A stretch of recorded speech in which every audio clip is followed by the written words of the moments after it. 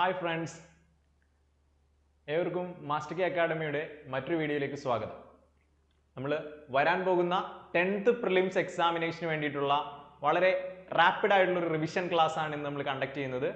നമുക്കറിയാം, വരാൻ പോകുന്ന 10th പ്രിലിംസ് പരീക്ഷകളിൽ വളരെ പ്രാധാന്യത്തോടെ സെക്രട്ടേറിയറ്റ് OA അടക്കമുള്ള നിരവധി പരീക്ഷകളിലേക്കുള്ള പ്രിലിംസ് ആണ് നടക്കാൻ പോകുന്നത്. ഈ ഡിസംബർ 28-ാം തീയതി പ്രിലിംസ് പരീക്ഷ ആരംഭിക്കുന്നു. ഓൾറെഡി ഹോൾ ടിക്കറ്റുകൾ നമുക്ക് കുറെ പേർക്ക് വന്നു കഴിഞ്ഞു. പല ഘട്ടങ്ങളിലായി ഡിസംബറിൽ തുടങ്ങി 2025ഓടുകൂടി വിവിധ ഘട്ടങ്ങളിലായി എക്സാം നടക്കുന്നു. സോ വളരെ ഗ്ലാമറസ് ആയിട്ടുള്ള സെക്രട്ടേറിയറ്റ് OA അടക്കം ഏവരും വളരെ ശക്തമായി പഠിച്ചുകൊണ്ടിരിക്കുന്ന ഈ സമയത്ത് നമ്മൾ ആകെ 100 മാർക്കിൽ 80 മാർക്കോളം GK മേഖലയാണുള്ളത്. അവിടെ വളരെ പ്രാധാന്യത്തോടെ ഒരു സിലബസ് ഫുള്ളായിട്ട് നമ്മൾ ഇന്ന് റാപ്പിഡ് റിവിഷനിലേക്ക് പോവുകയാണ്. അവിടെ നിങ്ങൾ LDC എക്സാമിനേഷന്റെ സമയത്ത് വളരെ കാര്യമായി നോക്കാതെ പോയൊരു മേഖല, നമുക്ക് ആ സിലബസ് കൃത്യമായിട്ട് നോക്കാം. നമ്മൾ ഇന്ന് ഡിസ്കസ് ചെയ്യുന്നത് ദേശീയ ചിഹ്നങ്ങൾ എന്ന് പറയുന്ന ഒരു മേഖലയാണ്. നമ്മുടെ 10th പ്രിലിംസിന്റെ സിലബസ് പരിശോധിക്കുമ്പോൾ നിങ്ങൾക്ക് മനസ്സിലാകും. നോക്കിക്കേടാ, വ്യക്തമായിട്ട് 10 മാർക്കിനാണ്. എത്രയാണ്? 10 മാർക്കിനാണ് ഈ മേഖലയുള്ളത്. കൃത്യമായിട്ട് പറയുന്നുണ്ട് പൗരന്റെ അവകാശങ്ങളും കടമകളും. രണ്ടാമതായിട്ട് ക്ലിയർ ആയിട്ട് പറയുന്നു, നോക്കിയേ, ഇന്ത്യയുടെ ദേശീയ ചിഹ്നം, ദേശീയ പതാക, ദേശീയ ഗീതം, ദേശീയ ഗാനം തുടങ്ങിയ അടിസ്ഥാന വിവരങ്ങൾ. ഓക്കെ, അതാണ് നമ്മൾ ഇന്ന് ഡിസ്കസ് ചെയ്യുക. പിന്നീട് മനുഷ്യാവകാശ കമ്മീഷൻ, വിവരാവകാശ കമ്മീഷനുകൾ എന്നിവയെ സംബന്ധിച്ചിട്ടുള്ള അറിവുകളും എന്താണ് പ്രിലിംസ് ഫോക്കസ് ചെയ്തുകൊണ്ട് വരുന്നുണ്ട്.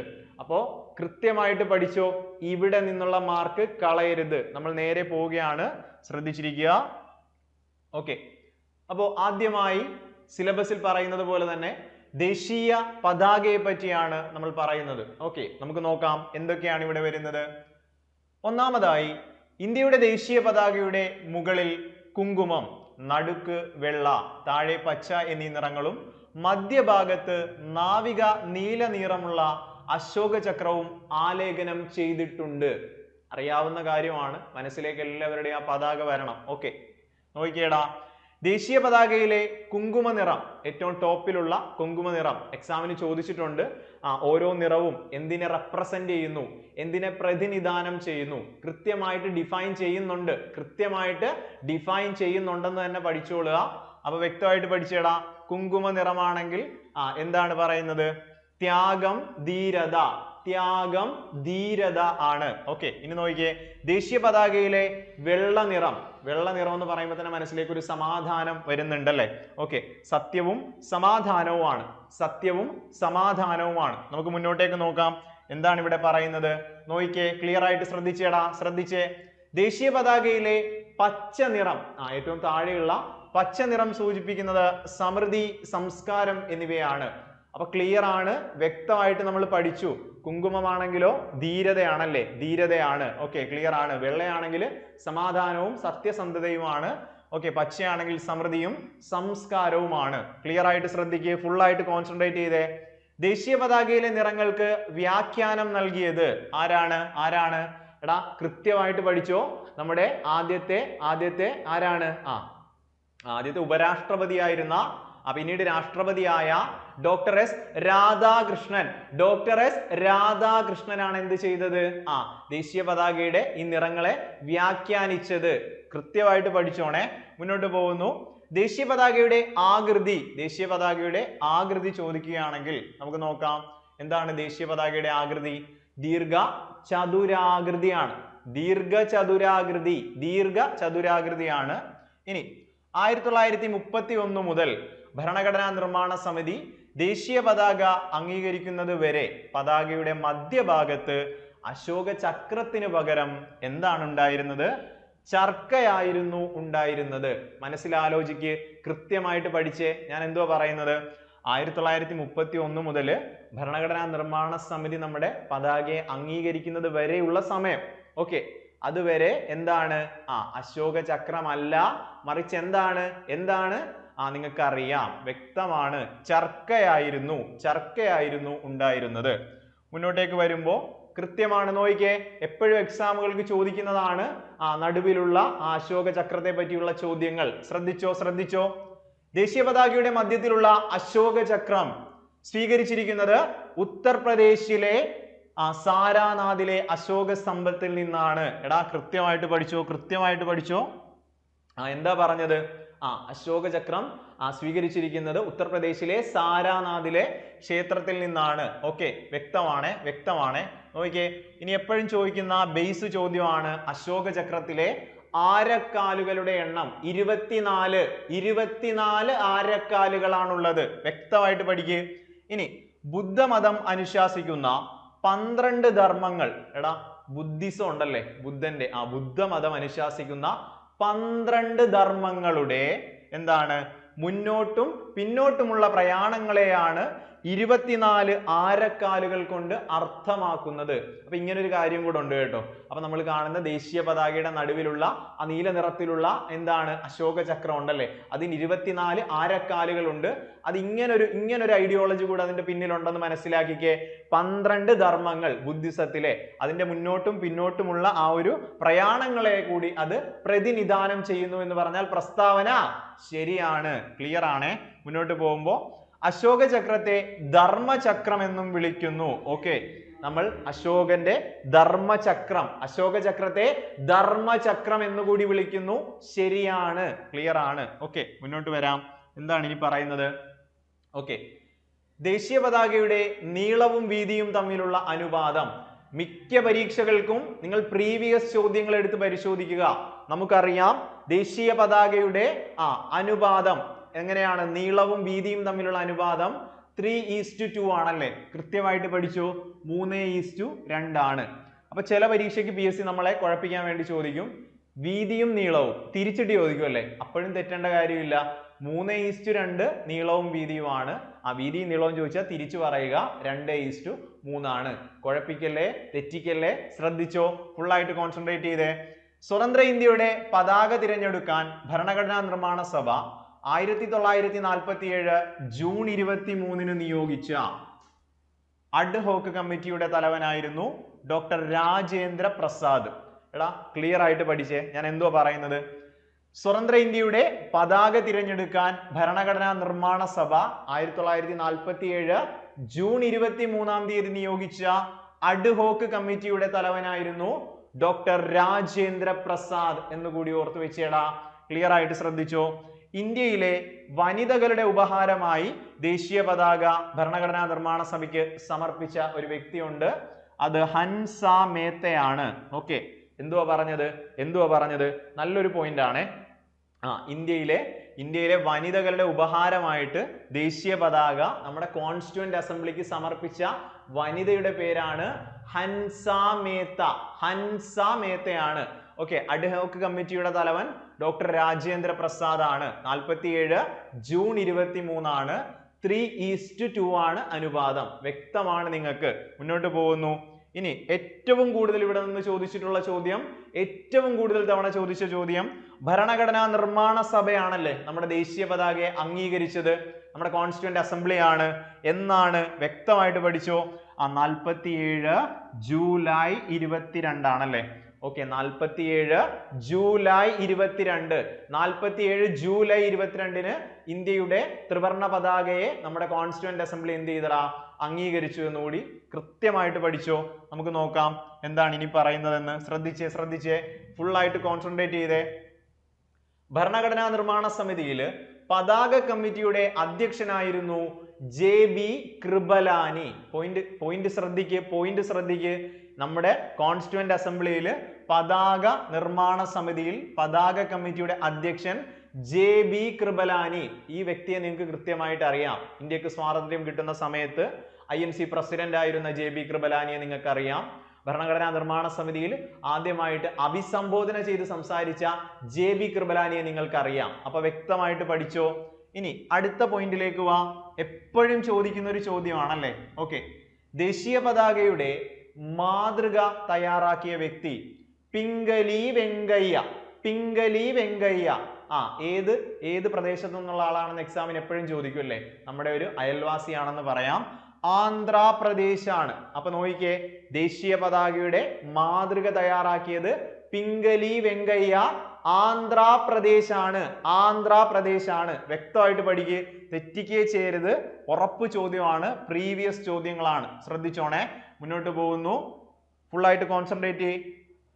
ദേശീയ പതാക ഇന്നു കാണുന്ന രീതിയിൽ രൂപകൽപ്പന ചെയ്തത് സുരയ്യ തിയാബ്ജി ആണ്. ഓക്കെ, അപ്പൊ ഇന്ന് കാണുന്ന രീതിയിലേക്ക് വന്നത് സുരയ്യ തിയാബ്ജി ആണ്. അപ്പൊ കൺഫ്യൂഷൻ വരരുത്. മാതൃക കൊണ്ടുവന്നത് പിംഗലി വെങ്കയ്യ, ഇന്ന് കാണുന്ന രീതിയിലേക്ക് ആക്കിയത് സുരയ്യ തിയാബ്ജി ആണെന്ന് കൂടി മനസ്സിലാക്കി വെക്കുക. ഇനി ഇന്ത്യൻ പതാക നിയമം. ഇന്ത്യൻ പതാക നിയമം ഉണ്ടല്ലേ, ഇന്ത്യക്ക് ഒരു പതാക നിയമം ഉണ്ട്. അത് എക്സാമിന് ചോദിച്ചിട്ടുമുണ്ട്. നമുക്കത് പഠിക്കാം. ആദ്യം ഇത് ശ്രദ്ധിച്ചേ. ഇന്ത്യൻ പതാക നിയമം ഭേദഗതി വരുത്തുന്നതിൽ പ്രധാന പങ്ക് വഹിച്ച വ്യക്തിയാണ് നവീൻ ജിൻഡാൽ. നവീൻ ജിൻഡാൽ. നോക്കിക്കേടാ, ഇന്ത്യയുടെ പതാക നിയമം പരിഷ്കരിക്കുന്നതിന് കാരണമായ പ്രധാനപ്പെട്ട വ്യക്തിയാണ് നവീൻ ജിൻഡാൽ. നവീൻ ജിൻഡാൽ എന്ന വ്യക്തിയാണ്. ഇനി നോക്കിക്കേ, ഇന്ത്യയിൽ ദേശീയ പതാക നിർമ്മിക്കാൻ ചുമതലപ്പെട്ട ഏക അംഗീകൃത സ്ഥാപനം. ഇത് ചോദിച്ചിട്ടുണ്ട്. ഇന്ത്യയിൽ ദേശീയ പതാക നിർമ്മിക്കുന്നതിന് വേണ്ടിയിട്ട് അംഗീകരിക്കപ്പെട്ട ഒരേ ഒരു സ്ഥാപനമുണ്ട്. അതാണ് ഏത്? ഓക്കെ, കർണാടകയിലെ ഖാദി ഗ്രാമോദയ സംയുക്ത സംഘമാണ്. കർണാടകയിലെ ഖാദി ഗ്രാമോദയ സംയുക്ത സംഘം എവിടെയാണ്? ഹൂബ്ലി ആണല്ലേ, ഹൂബ്ലി കർണാടക. ഇത് ചോദിച്ചിട്ടുണ്ട്. അപ്പൊ എന്താ പറഞ്ഞത്? ഇന്ത്യയിൽ ഔദ്യോഗികമായിട്ട് ദേശീയ പതാകകൾ നിർമ്മിക്കാൻ അംഗീകാരമുള്ള ഏക സ്ഥാപനം കർണാടകയിലെ ഹൂബ്ലിയിലാണ്. ഓക്കെ, വ്യക്തമായിട്ട് പഠിച്ചോ. കർണാടക ഖാദി ഗ്രാമോദയ സംയുക്ത സംഘം KKGSS ആണെന്ന് കൂടി ഓർത്ത് വെച്ചേക്കാം. നമ്മളിവിടെ ഒരു പടം അതിൻ്റെ അകത്ത് ഉൾപ്പെടുത്തിയിട്ടുണ്ട്. ശ്രദ്ധിച്ചേ, കൃത്യമായിട്ട് നമ്മൾ പഠിക്കുവാണ്. ദേശീയ പതാകയെ പറ്റിയുള്ള പോയിന്റുകളാണ് നമ്മൾ പഠിച്ചുകൊണ്ടിരിക്കുന്നത്. വളരെ ബേസിൽ നിന്നാണ് നമ്മൾ കാര്യങ്ങൾ പറയുന്നത്. നിറങ്ങളെ പറ്റി നിങ്ങൾക്ക് ഏകദേശം ഒരു ഐഡിയ കിട്ടി. അങ്ങനെ നിറങ്ങളെ വേർതിരിച്ചത് അല്ലെങ്കിൽ വ്യാഖ്യാനിച്ചത് ഡോക്ടർ എസ് രാധാകൃഷ്ണനാണ് എന്ന് നമ്മൾ പഠിച്ചു.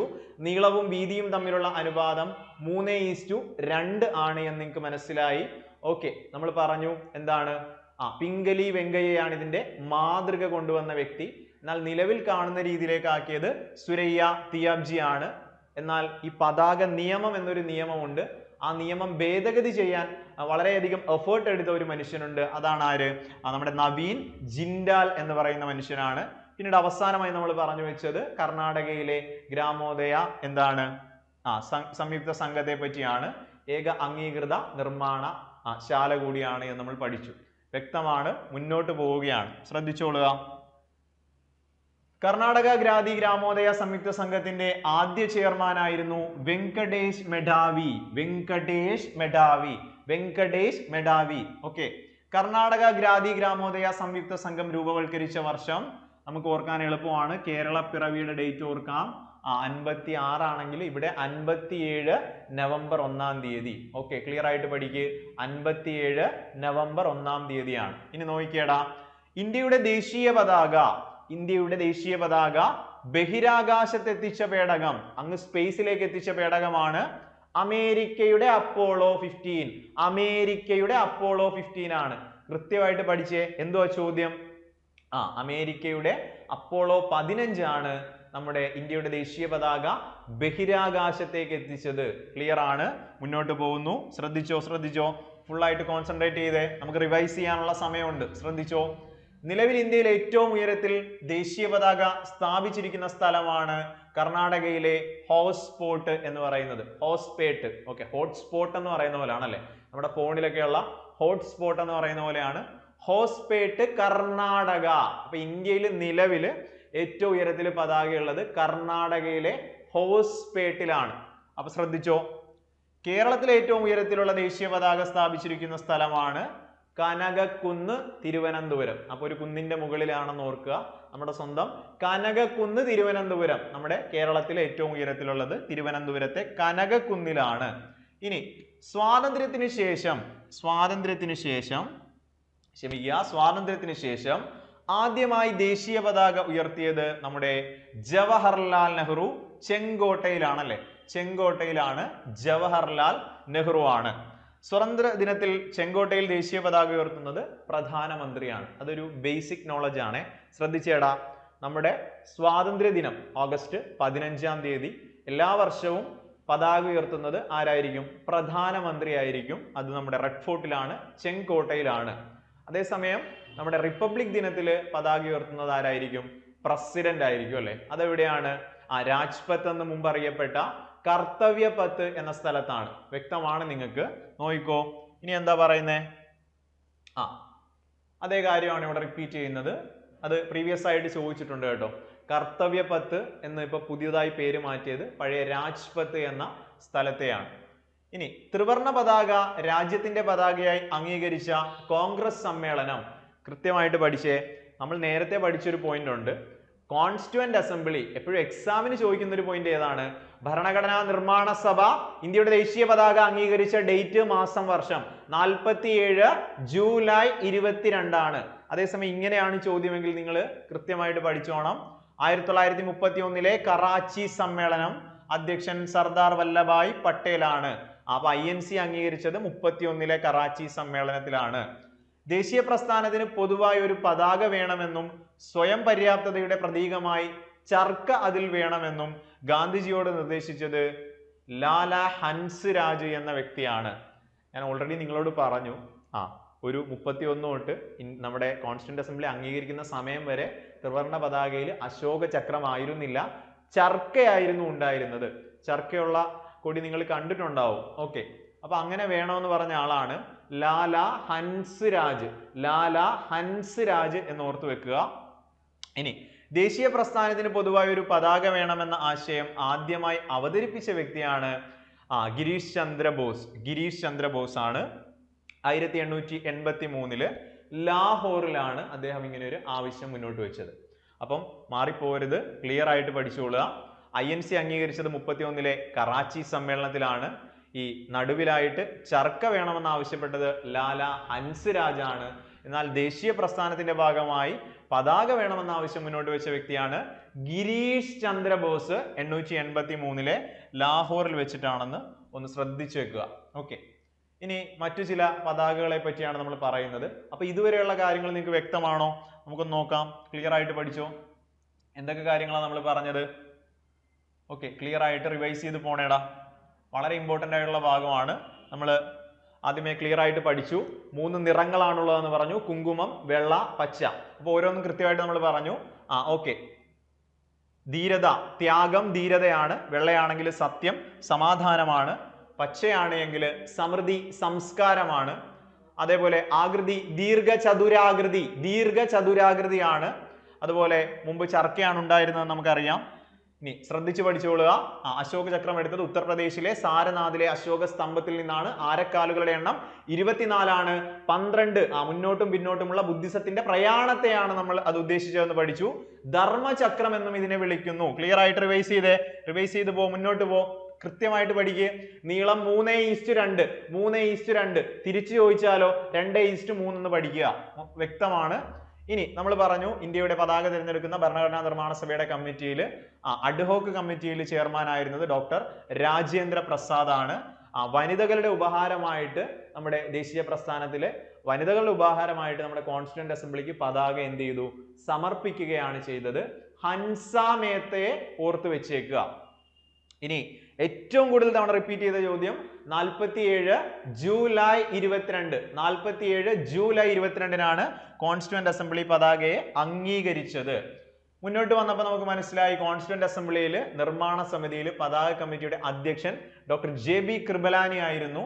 അതുപോലെ മാതൃക മുന്നോട്ട് വെച്ചത് പിംഗലി വെങ്കയ്യ, ആന്ധ്രാപ്രദേശ്. നിങ്ങൾക്കറിയാം, പ്രീവിയസ് ചോദ്യമാണ്. ഇനി ഇന്ന് കാണുന്ന രീതിയിലേക്ക് കൊണ്ടുവന്ന് വ്യക്തമായിട്ട് ചോദിച്ചാൽ സുരയ്യ തിയാബ്ജി ഓർക്കുക. സുരയ്യ തിയാബ്ജി ആണ്. അതുപോലെ നമ്മൾ പഠിച്ചു പതാക നിയമമുണ്ട്. അപ്പൊ അത് പരിഷ്കരിക്കുന്നതിന് വേണ്ടിയിട്ട് ഇടപെട്ട ഒരു മനുഷ്യനാണ് ആര്? നവീൻ ജിൻഡാൽ. നവീൻ ജിൻഡാൽ ആണ്. ക്ലിയർ ആണേ. പിന്നെ നമ്മൾ വളരെ പ്രാധാന്യത്തോടെ പറഞ്ഞതാണ് ഖാദി സംയുക്ത സംഘം കർണാടകയിലെ ഹൂബ്ലിയിലാണ്. ഇന്ത്യയിലെ ഏക അംഗീകൃത പതാക നിർമ്മാണ സ്ഥാപനമാണ്. വളരെ ഇമ്പോർട്ടന്റ് ആണത്. ഇനി അതുമായി ബന്ധപ്പെട്ട 1-2 എക്സ്ട്രാ ഫാക്ടുകൾ പറഞ്ഞത് വെങ്കടേഷ് മെഡാവി ആണ് ഇതിന്റെ ആദ്യ ചെയർമാൻ. അതുപോലെ ആദ്യമായിട്ട് ഇത് സംയുക്ത സംഘം രൂപീകരിച്ചത് 57 നവംബർ 1 തീയതിയാണ്. ഓക്കെ, വളരെ പ്രാധാന്യത്തോടെ ഓർക്കുക, അമേരിക്കയുടെ അപ്പോളോ 15 ചോദ്യം എന്തായിരുന്നു ഓർമ്മയുണ്ടോ? ഇന്ത്യയുടെ ദേശീയ പതാക ആദ്യമായിട്ട് ബഹിരാകാശത്തേക്ക് എത്തിച്ചു എന്ന നേട്ടം. അപ്പോളോ 15 അമേരിക്ക ശ്രദ്ധിച്ചോ? വളരെ പിന്നീട് നമ്മൾ പറഞ്ഞ കാര്യങ്ങൾ ഇങ്ങനെയാണ്. ഏറ്റവും ഉയരത്തില് പതാക ഇന്ത്യയിലുള്ളത് ഹോസ്പോർട്ട് കർണാടക, കേരളത്തിലാണെങ്കിൽ കനകക്കുന്ന് തിരുവനന്തപുരമാണ്. ഓക്കെ, ക്ലിയർ ആണ് നിങ്ങൾക്ക്? പിന്നീട് ആദ്യമായിട്ട് സ്വാതന്ത്ര്യത്തിന് ശേഷം പതാക ഉയർത്തുന്നത് പണ്ഡിറ്റ് ജവഹർലാൽ നെഹ്റു ആണ്, ചെങ്കോട്ടയിലാണ്. അപ്പൊ നമ്മളൊരു ബേസിക് GK പഠിച്ചു. പ്രധാനമന്ത്രി പതാക ഉയർത്തുന്നത് സ്വാതന്ത്ര്യ ദിനത്തിന്, സ്ഥലം ചെങ്കോട്ട. അപ്പൊ പ്രസിഡന്റ് ആണെങ്കിൽ നിങ്ങൾക്കറിയാം നമ്മുടെ റിപ്പബ്ലിക് ദിനത്തിനായിരിക്കും രാജ്പത്ത്, ഇപ്പോൾ അറിയപ്പെടുന്നു കർത്തവ്യപത്ത്. പ്രീവിയസ് ചോദ്യം. ഓക്കെ, ക്ലിയർ ആണ്? ഇനി ഇന്ത്യൻ നാഷണൽ കോൺഗ്രസ് അംഗീകരിച്ചത് 31 കറാച്ചി സമ്മേളനം, പട്ടേലാണ് അധ്യക്ഷൻ. 2 പോയിന്റ് കൂടെ നമ്മൾ എക്സ്ട്രാ പഠിച്ചു, ശ്രദ്ധിച്ചോർത്ത് നോക്കിയേ. നടുവിലായിട്ടൊരു ചർക്ക വേണമെന്ന ഒരു ആവശ്യം മുന്നോട്ട് വെച്ചത് ലാലാ ഹൻസ് രാജ് എന്ന വ്യക്തിയാണ്. എങ്കിൽ ദേശീയ പ്രസ്ഥാനത്തിന് ഒരു കൊടി വേണമെടാ എന്ന് പറഞ്ഞത് ആരാണ്? ഗിരീഷ് ചന്ദ്ര ബോസ് ആണ്. ഓക്കെ, ക്ലിയർ ആണേ? മുന്നോട്ട് പോകുമ്പോൾ നമ്മൾ ഇനി ബാക്കി കാര്യങ്ങളിലേക്ക് വരുവാണ്. ശ്രദ്ധിച്ചേ, ഫുള്ളായിട്ട് കോൺസെൻട്രേറ്റ് ചെയ്തേ. സിസ്റ്റർ നിവേദിതയുടെ പതാക, ഭാരതത്തിന് ആദ്യമായി ഒരു ദേശീയ പതാക നിർമ്മിച്ച വ്യക്തിയാണ് സിസ്റ്റർ നിവേദിത. സിസ്റ്റർ നിവേദിത 1904 ചോദ്യം എന്താണ്? ഭാരതത്തിന് വേണ്ടി ആദ്യമായി ഒരു ദേശീയ പതാക നിർമ്മിച്ചത് സിസ്റ്റർ നിവേദിത 1904. ക്ലിയർ ആയിട്ട് പഠിക്കുക. സിസ്റ്റർ നിവേദിത നിർമ്മിച്ച പതാകയുടെ നിറം ചുവപ്പ് മഞ്ഞ എന്നിങ്ങനെയാണ്. ചുവപ്പ് മഞ്ഞ. ഓക്കെ, നിലവിൽ നമ്മുടെ വിജയുടെ പാർട്ടി ഉണ്ടല്ലോ. ഏതാണ് വിജയുടെ പാർട്ടിയുടെ പേര്? TVK ആണല്ലേ? തമിഴ് വെട്രിക്കഴകം. അതിലൊരു ചുവപ്പും യെല്ലോയും വരുന്ന ഒരു ഷെയ്ഡാണ്. സിസ്റ്റർ നിവേദിത നിർമ്മിച്ച പതാകയുടെ ആകൃതി സമചതുരാകൃതി. നമ്മുടെ നിലവിലുള്ളതാണെങ്കിൽ ദീർഘചതുരാകൃതി, നിങ്ങൾക്കറിയാം. സിസ്റ്റർ നിവേദിതയുടെ പതാകയിൽ ഇന്ദ്രന്റെ വജ്രായുധവും വന്ദേ മാതരം എന്നും ബംഗാളി ഭാഷയിൽ ആലേഖനം ചെയ്തിരുന്നു. അപ്പൊ ഒന്ന് ഓർത്തു നോക്കിയടാ, ഏറ്റവും വാലിഡ് പോയിന്റ് എന്തോ ഇവിടുത്തെ? ഇന്ത്യക്ക് വേണ്ടിയിട്ട് ഒരു പതാക, ദേശീയ പതാക നിർമ്മിച്ച ആദ്യ വ്യക്തിയാണ് സിസ്റ്റർ നിവേദിത. 1904. ഏതൊക്കെ നിറങ്ങളാണ്? ചുവപ്പും മഞ്ഞയുമാണ്. സമചതുര ആകൃതിയിലാണ് ഇത് വരുന്നത്. ഇനി എക്സ്ട്രാ പറഞ്ഞത് പതാകയിൽ ഇന്ദ്രന്റെ വജ്രായുധവും വന്ദേ മാതരം എന്ന് ബംഗാളി ഭാഷയിൽ ആലേഖനം ചെയ്തിരുന്നു. നോർത്ത് വെച്ചേക്കണേ. സിസ്റ്റർ നിവേദിത മുന്നോട്ട് വരുന്നു. ശ്രദ്ധിച്ചേ. മാഡം ഭിഖാജി ഗാമ വളരെ പ്രാധാന്യമുണ്ട്. നമ്മുടെ എക്സാമുകൾക്ക് ചോദിക്കുന്ന ഒരു പേരാണ്. നിങ്ങൾക്കറിയാം, നമുക്ക് എന്താണെന്ന് നോക്കാം. ഇന്ത്യൻ ജനതയുടെ പതാക എന്ന പേരിൽ ഇന്ത്യക്ക് പുറത്തൊരു പതാക ആദ്യമായി പ്രദർശിപ്പിച്ചത്. അപ്പോ ഇന്ത്യക്ക് വേണ്ടിയിട്ട് ഇന്ത്യക്ക് പുറത്ത് റിയൽ ഹീറോയിസം കാണിച്ചു മാഡം ഭിഖാജി ഗാമയാണ്. നോക്കിയേടാ, മാഡം ഭിഖാജി ഗാമ ആദ്യമായി ത്രിവർണ പതാക ഉയർത്തിയ സ്ഥലമാണ് ജർമ്മനിയിലെ സ്റ്റഡ്ഗഡ് ജർമ്മനി. ചോദിച്ചിട്ടില്ലേ? ചോദിച്ചിട്ടുണ്ടടാ. അപ്പോ ഇന്ത്യക്ക് പുറത്ത് ആദ്യമായിട്ട് ദേശീയ പതാക ഉയർത്തുന്നത് ആരാണ്? മാഡം ഭിഖാജി ഗാമ, ജർമ്മനിയിലെ സ്റ്റഡ്ഗഡ് എന്ന സ്ഥലത്താണ്. 1907 വർഷം വളരെ ഇമ്പോർട്ടന്റ് ആണ്. 1907 ഓഗസ്റ്റ് 22 1907 ഓഗസ്റ്റ് 22 രണ്ടാം ഇന്റർനാഷണൽ സോഷ്യലിസ്റ്റ് കോൺഫറൻസിലാണ് ത്രിവർണ പതാക മാഡം ഭിഖാജി ഗാമ എന്ത് ചെയ്യുന്നത്? ഉയർത്തിക്കാട്ടിയത്. അപ്പോ വളരെ വളരെ ഇമ്പോർട്ടന്റ് ആയിട്ട് ഓർത്തു വെക്കുക. മാഡം ഭിഖാജി ഗാമ ഇന്ത്യക്ക് പുറത്ത് ആദ്യമായി പതാക ഉയർത്തി ജർമ്മനിയിലെ സ്റ്റഡ്ഗഡ് എന്ന സ്ഥലമാണ്. 1907 ഓഗസ്റ്റ് 22 രണ്ടാം ഇന്റർനാഷണൽ എന്നോർത്ത് വെച്ചേക്കുക. ചോദിച്ചിട്ടുണ്ട്, വ്യക്തമായിട്ട് പഠിക്കണേ. ശ്രദ്ധിച്ചോ, മുന്നോട്ട് വരാം. പച്ച, മഞ്ഞ, ചുവപ്പ് എന്നീ നിറങ്ങളുള്ള ത്രിവർണ പതാക യഥാക്രമം ഇസ്ലാം, ഹിന്ദു, ബുദ്ധ മതങ്ങളെ പ്രതിനിധാനം ചെയ്യുന്നു. അപ്പൊ നോക്കിക്കേ, ഇവിടെ പച്ച, മഞ്ഞ, ചുവപ്പ് എന്നീ നിറങ്ങളാണ്. അപ്പൊ പച്ച ഇസ്ലാം, മഞ്ഞ ഹിന്ദു, ചുവപ്പ് ബുദ്ധ മതങ്ങളെ പ്രതിനിധാനം ചെയ്തു. ബ്രിട്ടീഷ് ഇന്ത്യയിലെ 8 പ്രവിശ്യകളെ പ്രതിനിധാനം ചെയ്യുന്ന 8 താമരകളും 8 പ്രവിശ്യകളെ പ്രതിനിധാനം ചെയ്യുന്ന 8 താമരകളും ഹിന്ദു മുസ്ലിം ഐക്യത്തെ പ്രതിനിധാനം ചെയ്യുന്ന സൂര്യനും ചന്ദ്രക്കലയും ഉൾപ്പെട്ടതായിരുന്നു മാഡം ഭിഖാജി ഗാമ ഉയർത്തിയ പതാക. എടാ, ഇവിടെ ഒരു ഇമ്പോർട്ടൻസ് ഉണ്ട്. ടെക്സ്റ്റ് ബുക്കിൽ SCERT കിടപ്പുണ്ട്. സാംസ്കാരികവും ദേശീയതയും എന്ന ചാപ്റ്ററിൽ കിടപ്പുണ്ട്. ഇതിന്റെ പടം എക്സാമിന് ഒരു തവണ ഇതിനെപ്പറ്റി ചോദിച്ചിട്ടുണ്ട്. അപ്പൊ വ്യക്തമായിട്ട് പഠിക്കുക. എത്ര താമരകൾ ഉണ്ടെന്നാ പറഞ്ഞത്? 8 താമരകളാണ് അല്ലേ? 8 എന്ന് തന്നെയല്ലേ പഠിച്ചത്? 8 പ്രവിശ്യകളെ പ്രതിദാനം ചെയ്യുന്ന 8 താമരകൾ. ഹിന്ദു മുസ്ലിം ഐക്യത്തെ പ്രതിദാനം ചെയ്യാൻ സൂര്യനും ചന്ദ്രക്കലയും, ക്ലിയർ ആയിട്ട് പഠിക്കുക. 8 താമര, സൂര്യനും ചന്ദ്രക്കലയും ഉൾപ്പെട്ടതായിരുന്നു മാഡം ഭികാജി ഗാമയുടെ പതാക. നല്ല രസമാണ് ഈ പതാക കാണാൻ. പച്ച, മഞ്ഞ, ചുവപ്പ് എന്നീ നിറങ്ങളിലാണ്. ഓക്കെ, പതാകയുടെ മധ്യഭാഗത്ത് ദേവനാഗിരി ലിപിയിൽ, എടാ അപ്പൊ വന്ദേ മാതരം എന്ന് എഴുതിയിട്ടുണ്ടെന്ന് നമ്മൾ പറഞ്ഞു. ദേവനാഗിരി ലിപിയിലാണ് മാഡം ഭികാജി ഗാമയുടെ പതാകയിൽ എന്തെഴുതിയിരിക്കുന്നത്? വന്ദേ മാതരം എന്ന് എഴുതിയിട്ടുള്ളത്. ഓക്കെ, ക്ലിയർ ആണോ? മുന്നോട്ട് പോവാം. കാമ ഉയർത്തിയ പതാക രഹസ്യമായി ഇന്ത്യയിൽ എത്തിച്ച വിപ്ലവകാരിയാണ് ഇന്ദുലാൽ യാഗ്നി ഖാമ. അപ്പോ പുള്ളിക്കാരി അങ്ങ് ജർമ്മനിയിലെ സ്റ്റഡ്ഗഡിൽ 1907 ഉയർത്തിയ പതാക നമ്മൾ പഠിച്ചു.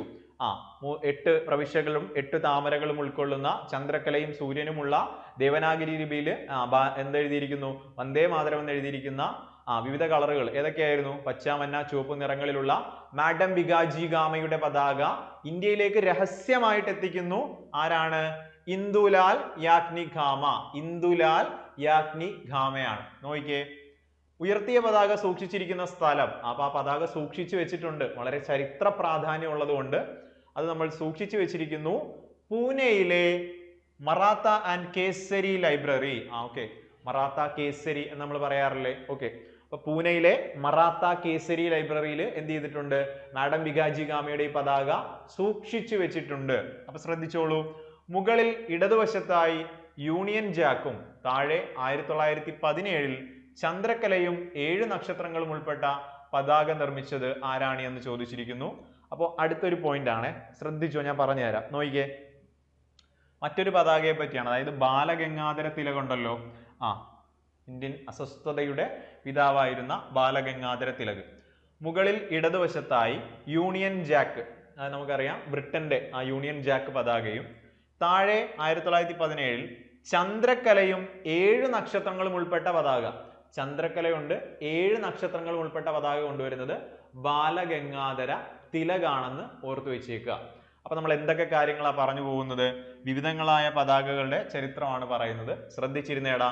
ഇനി അപ്പൊ നമ്മള് ആ 3 പേരുടെ കാര്യം ഒന്ന് റിവൈസ് ചെയ്തേ. ശ്രദ്ധിച്ചേ ഫുള്ളായിട്ട് കോൺസെൻട്രേറ്റ് ചെയ്യ്. വേഗം നമ്മൾ പറഞ്ഞു പോവാണ്.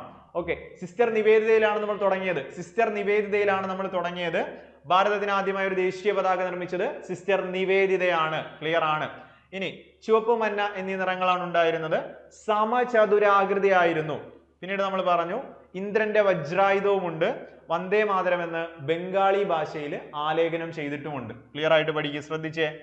പിന്നീട് നമ്മൾ പറഞ്ഞു മാഡം ഭികാജി ഗാമ പ്രാധാന്യം എന്താണ്? ഇന്ത്യക്ക് പുറത്താണ്, 1907 സ്റ്റഡ്ഗഡ് ആണ്, ജർമ്മനിയാണ്, 2ാം ഇന്റർനാഷണൽ ആണ്. ക്ലിയർ ആയിട്ട് പഠിക്കുക 1907 ഓഗസ്റ്റ് 22-ാം തീയതി. ഇനി പച്ച, മഞ്ഞ, ചുവപ്പ് നിറങ്ങളാണ്. 8 പ്രവിശ്യകൾ, 8 താമരകൾ. ഹിന്ദു മുസ്ലിം ഐക്യത്തിനായിട്ട് എന്തുണ്ട്? സൂര്യനും ചന്ദ്രക്കലയും. പിന്നെ അവിടെ വന്ദേ മാതരം എന്ന് എങ്ങനെ എഴുതിയിരിക്കുന്നു? ദേവനാഗിരി ലിപിയിൽ എഴുതിയിട്ടുണ്ട്. വ്യക്തമായിട്ട് പഠിച്ചോളൂ. ഇനി നമ്മൾ പറഞ്ഞു അത് രഹസ്യമായിട്ട് ഇന്ത്യയിലേക്ക് എത്തിച്ചത് ഇന്ദുലാൽ യാഗ്നിക് ആണ്. അത് സൂക്ഷിച്ചു വെച്ചിരിക്കുന്നത് പൂനെയിലെ മറാത്ത കേസരി ലൈബ്രറിയിലാണ്. അവസാനമായിട്ട് നമ്മൾ ബാലഗംഗാധര തിലകന്റെ ഒരു പതാകയെ പറ്റി പറഞ്ഞു. അപ്പൊ അതിലൊരു മിക്സ്ഡ് ഒരു ഇമേജ് ഓർക്കണം. റെഡ് ജാക്ക് പതാക, അതിന്റെ തൊട്ട് താഴെയായിട്ട് 7 നക്ഷത്രങ്ങളും ഒരു ചന്ദ്രക്കലയും ഉൾപ്പെടുന്നതായിരുന്നു ബാലഗംഗാധര തിലകിന്റെ പതാക. ഓക്കെ, എല്ലാം ക്ലിയർ ആയിട്ട് നോക്കിക്കോണം. ശ്രദ്ധിച്ചോ. ഓക്കെ, ഇനി ഇവിടുന്ന് ചോദ്യം വന്നിട്ടുണ്ട്. ഫ്ലാഗ് കോഡ് ആണ് പറയുന്നത്. ഫ്ലാഗ് കോഡ് നമുക്ക് നോക്കാം. 2002 ഫ്ലാഗ് കോഡ് ഓഫ് ഇന്ത്യ നോക്കിയടാ. അപ്പോ flag code of India, Indian പതാക നിയമം 2002 ഫ്ലാഗ് കോഡ്. 1971 ദേശീയ ബഹുമതികളോടുള്ള ആദരവ് സംബന്ധിച്ച നിയമം എന്നിവ അനുസരിച്ചായിരിക്കണം ദേശീയ പതാക ഉയർത്തുന്നതും ഉപയോഗിക്കുന്നതും പ്രദർശിപ്പിക്കുന്നതും. അപ്പോൾ 2 നിയമങ്ങളാണ് നമ്മളിവിടെ ശ്രദ്ധിക്കേണ്ടത്. നോക്കിയേ, ഫ്ലാഗ് കോഡുമായി ബന്ധപ്പെട്ട് 2002 ഫ്ലാഗ് കോഡ് ഓഫ് ഇന്ത്യയും 1971 ദേശീയ ബഹുമതികളോടുള്ള ആദരവ് സംബന്ധിച്ച നിയമവും. ഓക്കെ, 2002 ജാനുവരി 26 പഠിക്കാൻ എളുപ്പമാണ്. 2002 റിപ്പബ്ലിക് ദിനം 2002 ജാനുവരി 26 ഇന്ത്യൻ പതാക കോഡ് പരിഷ്കരിക്കുകയും സ്വാതന്ത്ര്യം ലഭിച്ച് നിരവധി വർഷങ്ങൾക്ക് ശേഷം ഇന്ത്യൻ പൗരന്മാർക്ക് അവരുടെ വീടുകളിലും ഓഫീസുകളിലും ഫാക്ടറികളിലും അതിനു മുകളിലായി ദേശീയ ദിനങ്ങളിൽ മാത്രമല്ല ഏത് ദിവസവും ഇന്ത്യൻ പതാക ഉയർത്താൻ അനുവദിച്ചു. എടാ കൃത്യമായിട്ട് പഠിക്ക് തെറ്റിക്കേ ചെയ്യല്. നമ്മൾ എന്തോ പറയുന്നത് ഫ്ലാഗ് കോഡ്, അതായത് പതാകയോട് നമ്മൾ എങ്ങനെയായിരിക്കണം നമ്മുടെ സമീപനം, അത് എത്രത്തോളം ബഹുമാനിക്കപ്പെടണമെന്നാണ് പറയുന്നത്. അപ്പൊ 2002 നിയമപ്രകാരമാണ് സ്വാതന്ത്ര്യത്തിന് ശേഷം നമ്മളെപ്പോലുള്ള സാധാരണ ആളുകൾക്ക് എന്ത് ചെയ്യാൻ പറ്റുന്നത്, പതാക ഉയർത്താൻ കഴിയുന്നത്. കൃത്യമാണ്, വ്യക്തമായിട്ട് പഠിച്ചോളുക. നമുക്കിനി നോക്കാം. ത്രിവർണ പതാകയോടുള്ള അനാദരവ് ഒഴിവാക്കാൻ പതാക നിയമത്തിലെ വ്യവസ്ഥകൾ കർശനമായി പാലിക്കുന്നിടത്തോളം കാലം ഇന്ത്യക്കാർക്ക് എവിടെയും ഏതു സമയത്തും അഭിമാനത്തോടെ ദേശീയ പതാക പ്രദർശിപ്പിക്കാൻ കഴിയും. ഓക്കെ, അതിനോട് അനാദരവ് പാടില്ല. ഓക്കെ, നോക്കിയേ, നിങ്ങളൊക്കെ ഓർമ്മയുണ്ടാവുമല്ലോ, നമ്മൾ കൊച്ചിലെ ക്ലാസ്സുകളിൽ പഠിക്കുമ്പോൾ റിപ്പബ്ലിക് ദിനത്തിലും സ്വാതന്ത്ര്യ ദിനത്തിലൊക്കെ എന്താണ് സൈക്കിളിലൊക്കെ കൊടി വെച്ചുകൊണ്ട് ഇങ്ങനെ പോകത്തില്ലേടാ. ഇപ്പോഴും കുട്ടികളെ നമ്മൾ കാണാറുണ്ടല്ലേ. ഓക്കെ, ശ്രദ്ധിച്ചോ. ഇനി ഫ്ലാഗ് കോഡ് ഓഫ് ഇന്ത്യ 2002 3 ഭാഗങ്ങളാണ് ഉള്ളത്. എടാ ഒരു എക്സാമിന് സ്റ്റേറ്റ്മെന്റ് ആയിട്ട് ചോദിച്ചിട്ടുണ്ട്. 2002 ഫ്ലാഗ് കോഡിന് എത്ര ഭാഗങ്ങൾ? 3 ഭാഗങ്ങൾ. 2002 ഫ്ലാഗ് കോഡ് എത്ര ഭാഗം? 3 ഭാഗമാണ്. എന്താണെന്ന് നമുക്ക് നോക്കാം. കോഡിന്റെ 1-ാം ഭാഗം പറയുന്നത് ദേശീയ പതാകയുടെ പൊതുവായ വിവരണം ഉൾക്കൊള്ളുന്നു. അപ്പോ 3 ഭാഗത്തിൽ 1-ാമത്തെ ഭാഗം ഒരു ഇൻട്രൊഡക്ഷൻ ആണ് എന്ന് പഠിക്കുക. എന്താണ്? ദേശീയ പതാകയുടെ പൊതുവായ വിവരണമാണ് പറയുന്നത്. കൃത്യമാണ്, എക്സാമിന് ചോദിച്ച കാര്യമാണ്, നിസ്സാരമായിട്ട് കാണരുത്. ക്ലിയർ ആയിട്ട് ശ്രദ്ധിക്കുക. കോഡിന്റെ 2-ാം ഭാഗം പൊതു സ്വകാര്യ സംഘടനകൾ, വിദ്യാഭ്യാസ സ്ഥാപനങ്ങൾ മുതലായവയിലെ അംഗങ്ങൾ ദേശീയ പതാക പ്രദർശിപ്പിക്കുന്നതിന് നീക്കിവെച്ചിരിക്കുന്നു. നോക്കിയടാ, അപ്പൊ 1-ാമത്തെ ഭാഗത്തില് ദേശീയ പതാകയെ പറ്റിയുള്ള ഇൻട്രൊഡക്ഷൻ അല്ലെങ്കിൽ വിവരണം പറഞ്ഞു. 2-ാമത്തേൽ പറയുന്നത് പൊതു സ്വകാര്യ സംഘടനകളും സ്ഥാപനങ്ങളും ഒക്കെ ദേശീയ പതാക പ്രദർശിപ്പിക്കുന്നതിന് വേണ്ടിയിട്ടുള്ള കാര്യങ്ങളാണ് പറയുന്നത്. ഇനി കോഡിന്റെ 3-ാം ഭാഗത്തിലേക്ക് വന്നാൽ കേന്ദ്ര സംസ്ഥാന സർക്കാരുകളും അവരുടെ സംഘടനകളും ഏജൻസികളും ദേശീയ പതാക പ്രദർശിപ്പിക്കുന്നതുമായി ബന്ധപ്പെട്ടിരിക്കുന്നു. എടാ നിങ്ങൾക്ക് വ്യക്തമായോ? നിങ്ങൾക്ക് ക്ലിയർ ആയോ എന്ന് ആലോചിച്ച് നോക്കിയേ. 2002 ഇന്ത്യൻ ഫ്ലാഗ് കോഡ് അല്ലെങ്കിൽ 2002 ഇന്ത്യൻ പതാക നിയമം എത്ര ഭാഗങ്ങൾ? 3 ഭാഗങ്ങളാണുള്ളത്. 1-ാമത്തേതിൽ എന്ത് പറഞ്ഞു? ഇന്ത്യയുടെ ദേശീയ പതാകയെ പറ്റിയുള്ള ഡിസ്ക്രിപ്ഷൻ ആണ്, വിവരണമാണ്. 2-ാമത് നമ്മൾ പറയുന്നു എന്താണ്? പൊതുവിടങ്ങളിലും സ്വകാര്യ ഇടങ്ങളിലും വിദ്യാഭ്യാസ സ്ഥാപനങ്ങളിലും ഒക്കെ നമ്മുടെ പതാക പ്രദർശിപ്പിക്കുന്നതിനെ പറ്റിയാണ് പറയുന്നത്. 3-ാമതിലേക്ക് വരുമ്പോൾ എന്താണ്? കേന്ദ്ര സംസ്ഥാന സർക്കാരുകൾ ഇത് കൈകാര്യം ചെയ്യുന്നതിനെ പറ്റിയാണ് പറയുന്നത്. എക്സാമിന് ചോദിച്ചിട്ടുണ്ട്. ക്ലിയർ ആയിട്ടൊന്ന് വായിച്ചിട്ട് പോകണം. നിങ്ങൾക്ക് ഉറപ്പായിട്ടും ഇവിടുന്നുള്ള മാർക്ക് പോവില്ല. ക്ലിയർ ആണോ? ഇനി 2002 ജാനുവരി 26 നിയമനിർമ്മാണത്തെ അടിസ്ഥാനമാക്കി പതാക എങ്ങനെ പറത്തണം എന്നതിന് ചില നിയമങ്ങളും നിയന്ത്രണങ്ങളും ഉണ്ട്. ഇവയിൽ ഇനി പറയുന്നവ ഉൾപ്പെടുന്നു. നമുക്ക് നോക്കാം. ഓക്കെ, വിദ്യാഭ്യാസ സ്ഥാപനങ്ങളിൽ, അതായത് സ്കൂളുകളിലും കോളേജുകളിലും സ്പോർട്സ് ക്യാമ്പസുകളിലും സ്കൗട്ട് ക്യാമ്പുകൾ മുതലായവയിലും പതാകയോടുള്ള ആദരവ് വർദ്ധിപ്പിക്കുന്നതിന് ദേശീയ പതാക ഉയർത്താവുന്നതാണ്. അപ്പൊ ഏതൊക്കെ കണ്ടീഷനുകളിൽ നമുക്കിത് ഉയർത്താമെന്നാണ് പറയുന്നത്. നമുക്ക് അതിനോടുള്ള ആദരവ് പ്രകാരം സ്കൂളുകളിലും ക്യാമ്പസുകളിലും സ്പോർട്സ് അക്കാഡമികളിലും ഒക്കെ എന്ത് ചെയ്യാം? ഉയർത്താമെന്ന് പറയുന്നു. 2-ാമതായിട്ട് സ്കൂളുകളിൽ പതാക ഉയർത്തുന്ന ചടങ്ങിൽ സത്യപ്രതിജ്ഞയും ഉൾപ്പെടുത്തിയിട്ടുണ്ട്. നമ്മൾ പതാക ഉയർത്തിയതിനു ശേഷം എന്ത് ചെയ്യും? നമ്മുടെ പ്ലെഡ്ജ് കൂടി എടുക്കാറുണ്ട്. ഓക്കെ, ഇനി നോക്കിയേ. പുതിയ കോഡിന്റെ സെക്ഷൻ 2 എല്ലാ സ്വകാര്യ പൗരന്മാർക്കും അവരുടെ പരിസരത്ത് പതാക ഉയർത്താനുള്ള അവകാശം അംഗീകരിക്കുന്നു. അപ്പൊ കൃത്യമായിട്ട് പഠിക്കുക. നമ്മുടെ വീട്ടിൽ പോലും നമുക്ക് പതാക ഉയർത്താൻ കഴിയുന്നുണ്ട്. അപ്പോ പുതിയ കോഡ് പ്രകാരം, പുതിയ ഫ്ലാഗ് കോഡ് 2002 പ്രകാരം സെക്ഷൻ 2-ലാണ് പറയുന്നത്. എന്ത്? സെക്ഷൻ 2-ലാണ് എല്ലാ സ്വകാര്യ പൗരന്മാർക്കും അവരുടെ പരിസരത്ത് പതാക ഉയർത്താനുള്ള അവകാശം അംഗീകരിക്കുന്നു. എന്നാൽ കഴിയുന്നിടത്തോളം കാലാവസ്ഥ പരിഗണിക്കാതെ സൂര്യോദയം മുതൽ സൂര്യാസ്തമയം വരെയാണ് ഇതെന്ത് ചെയ്യേണ്ടത്?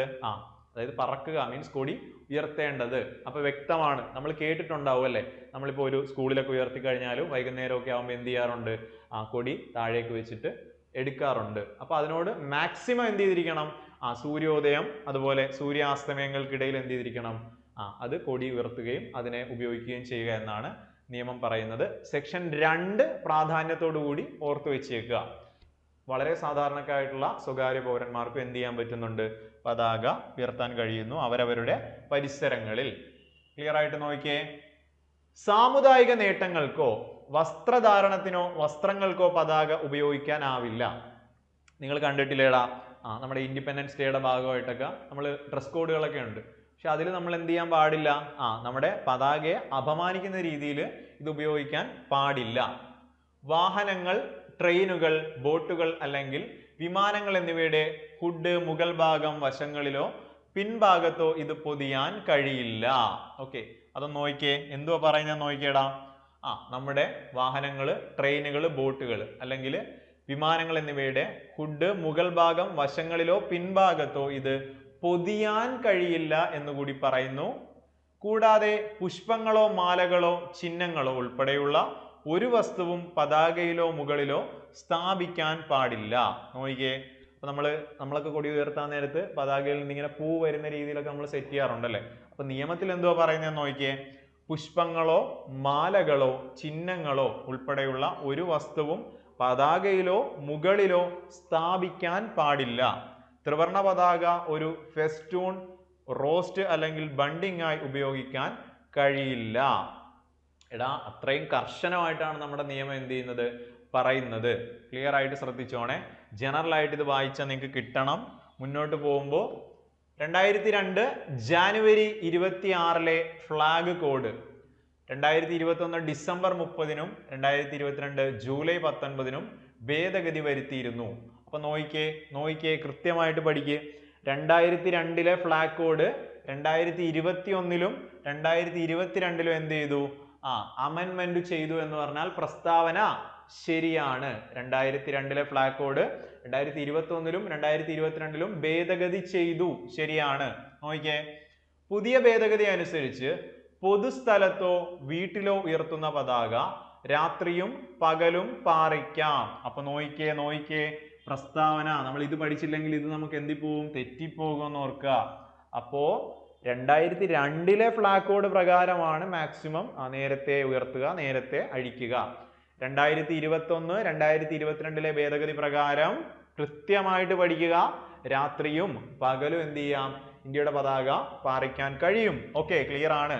കോട്ടൺ, പോളിസ്റ്റർ, കമ്പിളി, ഖാദി, സിൽക്ക് എന്നീ തുണികളിൽ കൈത്തറി, നെയ്ത്ത് മെഷീൻ എന്നിവ ഉപയോഗിച്ച് ദേശീയ പതാക നിർമ്മിക്കാം. അപ്പൊ നമുക്ക് പല തരത്തിലുള്ള മെറ്റീരിയൽ കിട്ടാറുണ്ട്. ചിലപ്പം ഷോപ്പിൽ നിന്നൊക്കെ നമ്മൾ പേപ്പർ പോലെ പ്ലാസ്റ്റിക് കോട്ടിംഗ് ഉള്ളതൊക്കെ വാങ്ങാറുണ്ട് അല്ലേ. ഓക്കെ, കോട്ടൺ ഉണ്ട്, പോളിസ്റ്റർ, കമ്പിളി, ഖാദി, സിൽക്ക് എന്നീ തുണികളിൽ കൈത്തറിയോ നെയ്ത്തിലോ മെഷീൻ എന്നിവ ഉപയോഗിച്ച് ദേശീയ പതാകകൾ നിർമ്മിക്കാം എന്നാണ് ഇവിടെ പറയുന്നത്. ഓക്കെ, വ്യവസ്ഥകളാണ്. ഇനി ദേശീയ പതാകയുടെ അന്തസ്സിനും ബഹുമതിക്കും യോജിക്കുന്ന നിലയിൽ എല്ലാ ദിവസങ്ങളിലും ആഘോഷവേളകളിലും പൊതു സ്വകാര്യ സ്ഥാപനങ്ങളിലെയോ വിദ്യാഭ്യാസ സ്ഥാപനങ്ങളിലെയോ അംഗത്തിന് ദേശീയ പതാക ഉയർത്താം. എന്തോ പറയുന്നത്, ശ്രദ്ധിച്ച് കേക്ക്. ദേശീയ പതാകയുടെ അന്തസ്സിനും ബഹുമതിക്കും യോജിക്കുന്ന നിലയിൽ എല്ലാ ദിവസങ്ങളിലും. അപ്പൊ നോക്കിക്കേ, ആഘോഷവേളകളിൽ എന്ന് മാത്രമല്ല, നിങ്ങൾക്ക് എല്ലാ ദിവസവും ഇപ്പൊ ഉയർത്തണമെന്ന് ആഗ്രഹമുള്ളവരാണെങ്കിൽ അതിനോടുള്ള മാക്സിമം ബഹുമാനം, റെസ്പെക്ട് കീപ്പ് ചെയ്തുകൊണ്ട് എന്ത് ചെയ്യാം, നമുക്ക് വിദ്യാഭ്യാസ സ്ഥാപനങ്ങളിലോ സ്വകാര്യ സ്ഥാപനങ്ങളിലോ എന്ത് ചെയ്യാം, ഏതൊരാൾക്കും ദേശീയ പതാക ഉയർത്താം. അതിൽ തെറ്റില്ല എന്ന് തന്നെയാണ് ഇവിടെ പറയുന്നത്. ഇനി ദീർഘചതുരാകൃതിയിലായിരിക്കണം ദേശീയ പതാക. നമുക്കറിയാം, നമ്മൾ പഠിച്ചു, ദീർഘചതുരാകൃതിയാണ്. പതാക ഏത് വലുപ്പത്തിലുമാകാം, എന്നാൽ നീളവും ഉയരവും തമ്മിലുള്ള അനുപാതം എപ്പോഴും എങ്ങനെ തന്നെ നമ്മൾ പറഞ്ഞു 3:2 3:2 അനുപാതത്തിലായിരിക്കണം. വേറിട്ട് നിൽക്കുന്ന നിലയിൽ ആദരവോടെ ദേശീയ പതാക പ്രദർശിപ്പിക്കാവൂ. നമുക്കറിയാല്ലേ, വളരെ നമ്മൾ മിക്കവാറും ഒരു കൊടിമരം കാണും, അല്ലെങ്കിൽ വളരെ എല്ലാവരുടെയും നോട്ടം ചെല്ലുന്ന ഒരിടത്തായിരിക്കും ആ പതാകയെ നമ്മൾ വെക്കുക. അപ്പൊ അതിനോടുള്ള ഒരു റെസ്പെക്ട് കൂടിയാണെന്ന് മനസ്സിലാക്കുക. കൃത്യമായി വ്യവസ്ഥകളിൽ അത് പറയുന്നുമുണ്ട്. ഓക്കെ, കേടുവന്നതോ മുഷിഞ്ഞതോ ആയ പതാക പ്രദർശിപ്പിക്കാൻ പാടില്ല. വളരെ സിമ്പിൾ ആയിട്ട് മനസ്സിലാക്കേണ്ട കാര്യമാണ്. തലകീഴായി. അപ്പൊ ചില സമയത്തൊക്കെ ഈ ഇൻഡിപെൻഡൻസ് ഡേയോ അല്ലെങ്കിൽ റിപ്പബ്ലിക് ഡേയോ ഉള്ള ദിവസങ്ങളിൽ ന്യൂസ് ചാനലുകാർ മിക്കവാറും നമ്മൾ കണ്ടിട്ടുണ്ടാവുമല്ലേ ചാനലിൽ ഓരോ പ്രദേശത്ത് സ്വാതന്ത്ര്യ ദിനാഘോഷങ്ങൾ, റിപ്പബ്ലിക് ദിനാഘോഷങ്ങൾ നടന്നു. അപ്പം മിക്കവാറും ഒരു വാർത്തയിൽ എന്തെങ്കിലും ഒരു വിവാദം കാണും. ആ മന്ത്രി ഉയർത്തിയപ്പോൾ അല്ലെങ്കിൽ ഇന്ന സ്ഥലത്ത് കൊടി ഉയർത്തിയപ്പോൾ കൊടി തിരിഞ്ഞുപോയി, മറഞ്ഞുപോയി എന്നൊക്കെ വന്നിട്ട് ഒരുപാട് തവണ അങ്ങനെ സംഭവിച്ചിട്ടുണ്ടല്ലേ. ഓക്കെ, വളരെ റെയർ കേസുകളാണെങ്കിലും നമ്മളത് കണ്ടിട്ടുണ്ട്. അപ്പോൾ തല കീഴായിട്ട് ദേശീയ പതാക പ്രദർശിപ്പിക്കാൻ പാടില്ല. ഇപ്പോഴും അതിന്റെ തലതിരിവ് മനസ്സിലാകാത്ത ആളുകളുണ്ടോ? ഓക്കെ, ഏറ്റവും ടോപ്പിൽ ഓറഞ്ച്, കുങ്കുമം, വെള്ള, പച്ച എന്ന ഓർഡർ തന്നെയാണല്ലേ. കൊച്ചിയിലെ ചിലപ്പോൾ നമുക്ക് മാറിപ്പോയിട്ടുണ്ടാവും. ഇപ്പൊ നമ്മൾ മാറാൻ അനുവദിക്കരുത്. ദേശീയ പതാകയേക്കാൾ ഉയരത്തിലോ അരികു ചേർന്നോ മറ്റു പതാകയോ കൊടിയോ സ്ഥാപിക്കരുത്. കൃത്യമായിട്ട് പഠിക്കുക. സിമ്പിൾ കാര്യമാണ്. നമ്മുടെ ഫ്ലാഗ്, ഇന്ത്യൻ ഫ്ലാഗിനോടൊപ്പം അല്ലെങ്കിൽ അതിന്റെ മുകളിൽ, ഉയരത്തിൽ എന്ത് ചെയ്യാൻ പാടില്ല? മറ്റു പതാകകൾ ഉയർത്താൻ പാടില്ല. ക്ലിയർ ആയിട്ട് പഠിക്കണം. പതാക പറക്കുന്ന കൊടിമരത്തിലോ അതിനു മുകളിലോ പൂക്കളോ പുഷ്പചക്രങ്ങളോ ചിഹ്നങ്ങളോ അടക്കമുള്ള ഒരു വസ്തുവും സ്ഥാപിക്കരുത്. നമ്മൾ പറഞ്ഞു കഴിഞ്ഞു. ഇനി തോരണമോ വർണ്ണ റിബണോ കൊടികളായോ മറ്റ് അലങ്കാരത്തിനുള്ള വസ്തുക്കളായോ ദേശീയ പതാക ഉപയോഗിക്കാൻ പാടില്ല. നമ്മൾ നോർമലി ഇങ്ങനെ പല പല കളറിലുള്ള കൊടികൾ വെച്ചിട്ട് ഒരു കുങ്കുമം, വൈറ്റ്, ഗ്രീൻ ആ ഒരു രീതിയിലേക്ക് നമ്മൾ ലെയർ ചെയ്യാറുണ്ട്. അതല്ല പറയുന്നത്. കൊടി, നമ്മുടെ എക്സാക്ട് നമ്മുടെ പതാക ഉപയോഗിച്ച് എന്ത് ചെയ്യാൻ പാടില്ല? തോരണങ്ങളോ അത്തരത്തിലുള്ള അലങ്കാരങ്ങളോ നിർമ്മിക്കാൻ പാടില്ല. ദേശീയ പതാക തറയിലോ നിലത്തോ സ്പർശിക്കാനോ വെള്ളത്തിൽ ഇഴയാനോ പാടില്ല. അത്രയും പ്രാധാന്യത്തോടാണ് പറയുന്നത്. വളരെ വളരെ പെർഫെക്റ്റ് ആയിട്ട് നമ്മൾ അതിനെ എന്ത് ചെയ്യണം? റെസ്പെക്ട്ഫുൾ ആയിട്ട് വേണം അതിനെ സമീപിക്കാൻ. തറയിലോ നിലത്തോ സ്പർശിക്കാനോ വെള്ളത്തിൽ ഇഴയാനോ പാടില്ല. ഈ ജനറൽ സ്റ്റേറ്റ്മെന്റുകളാണ്, പക്ഷെ തെറ്റിപ്പോരുത്. സൂക്ഷ്മമായിട്ട് വായിക്കുക. നോക്കിയേ, ദേശീയ പതാകയ്ക്ക് കേടുവരുന്ന രീതിയിൽ പ്രദർശിപ്പിക്കാനോ കെട്ടാനോ പാടില്ല. ദേശീയ പതാക കെട്ടുന്ന കൊടിമരത്തിൽ മറ്റു പതാകകൾ കെട്ടാൻ പാടില്ല. ഓൾറെഡി പറഞ്ഞ കാര്യമാണ്. ഇനി ദേശീയ പതാകയിൽ ഒരു തരത്തിലുമുള്ള എഴുത്തുകളും പാടില്ല. കെട്ടിടങ്ങളുടെ മുൻവശത്തോ ബാൽക്കണിയിലോ ജനൽപ്പടിയിലോ തിരശ്ചീനമായി സ്ഥാപിച്ച ദണ്ഡിലോ മറ്റോ ദേശീയ പതാക സ്ഥാപിക്കുമ്പോൾ കുങ്കുമവർണ്ണ ഭാഗം മുകളിൽ വരുന്ന രീതിയിൽ കെട്ടണം. നമ്മൾ പറഞ്ഞതാണ്. ആ ഒരു ഓർഡർ കീപ്പ് ചെയ്തിരിക്കണം. വളരെ നിർബന്ധമാണ്. ഇനി എന്താ നമ്മൾ പറയുന്നത്?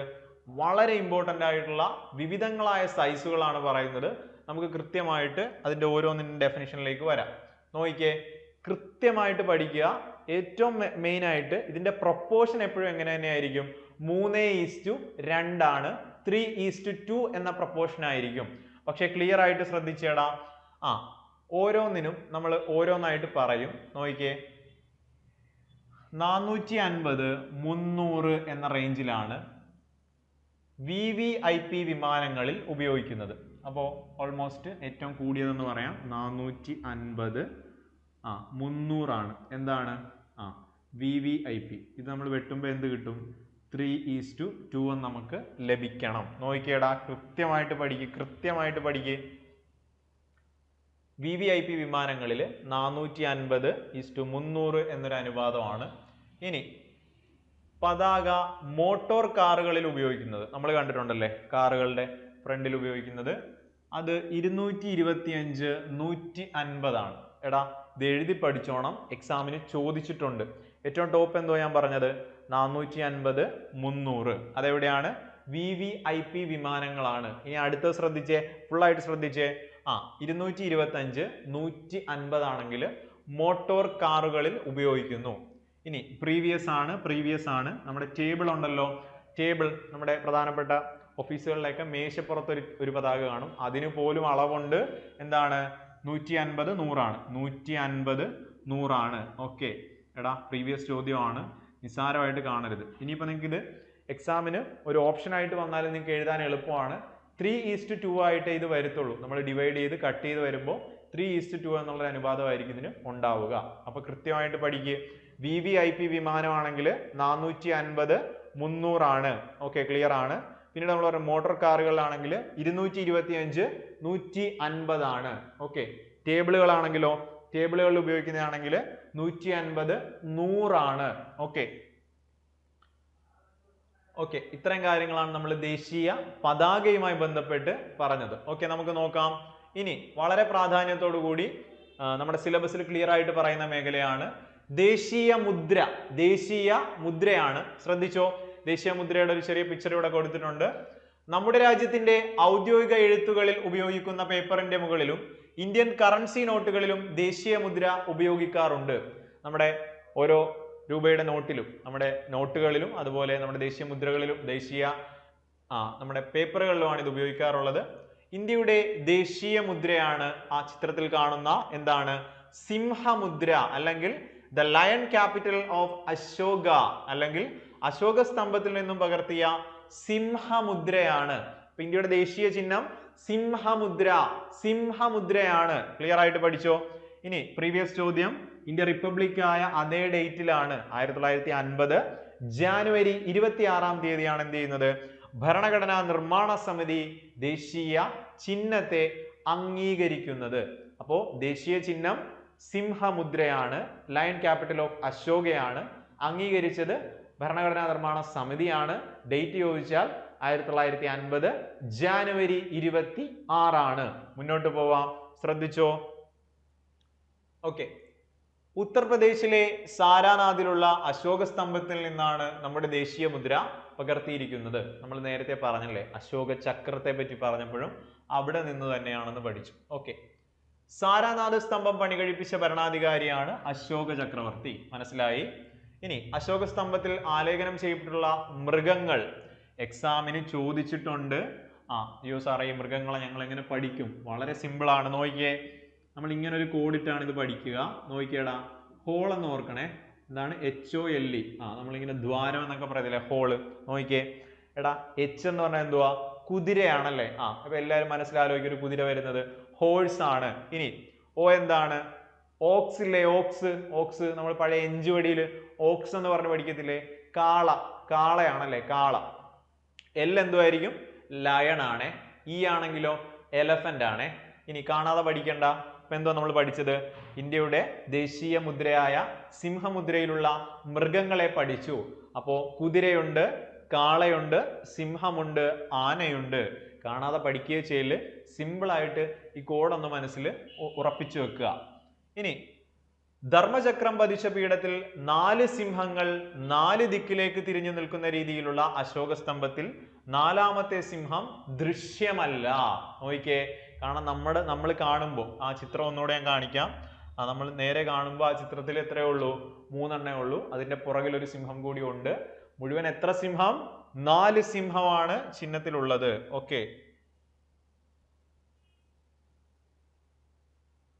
ഓക്കെ, ഇനി എവിടെയൊക്കെയാണ് ഓരോന്നും ഇരിക്കുന്നതെന്നാണ് പറയുന്നത്. പ്രധാനമായിട്ടും ആ 4 മൃഗങ്ങൾ ഏതൊക്കെയാണെന്ന് പഠിക്കുക. ഓക്കെ, ഹോള് എന്ന കോഡ് ഓർക്കുക. കുതിര, കാള, സിംഹം, ആന. ഓക്കെ, ഇനി പീഠമധ്യത്തിലുള്ള ധർമ്മചക്രത്തിന്റെ വലതുഭാഗത്ത് കാളയുടെ രൂപവും, വലതുഭാഗത്താണ് കാള, ഇടതുഭാഗത്ത് കുതിരയുടെ രൂപവുമാണ്. എന്നാൽ മറുഭാഗത്ത് ആനയുടെ രൂപവും ആലേഖനം ചെയ്തിരിക്കുന്നു. ഈ മൃഗങ്ങൾ പ്രപഞ്ചത്തിന്റെ ചതുർദിശകളെ പ്രതിരൂപമാക്കി പ്രതിനിധാനം ചെയ്യുന്നു. നമുക്കറിയാലേ, നമ്മൾ ചതുർദിശകൾ എന്നാണ് പറയുക. ഓക്കെ, ചതുർദിശകൾ എന്നാണ് പറയുക. അപ്പൊ ഈ 4 മൃഗങ്ങളെ ഉദ്ദേശിച്ചിരിക്കുന്നത് ഈ ചതുർദിശകളെ പ്രതിരൂപമാക്കി പ്രതിനിധാനം ചെയ്യുന്നു എന്നുള്ള രീതിയിലാണ്. ഇനി ഇവിടെ ക്ലിയർ ആയിട്ട് പഠിക്കേണ്ട കാര്യം, അശോക സ്തംഭത്തിന്റെ ചുവട്ടിലുള്ള സത്യമേവ ജയതേ നിങ്ങൾ കണ്ടിട്ടുണ്ടാവും. നമ്മുടെ സുപ്രീം കോടതിയും ഹൈക്കോടതിയൊക്കെ കാണിക്കുമ്പോൾ ഇങ്ങനെ എഴുതിയിട്ടുണ്ടല്ലേ, സത്യമേവ ജയതേ. അപ്പൊ അത് എവിടെയുണ്ട്, സിംഹമുദ്രത്തിന് താഴെയുമുണ്ട്. എന്താണ് സത്യമേവ ജയതേ എന്ന വാക്യം ദേവനാഗിരി ലിപിയിലാണ്. എക്സാമിന് ചോദിച്ചിട്ടുണ്ട്.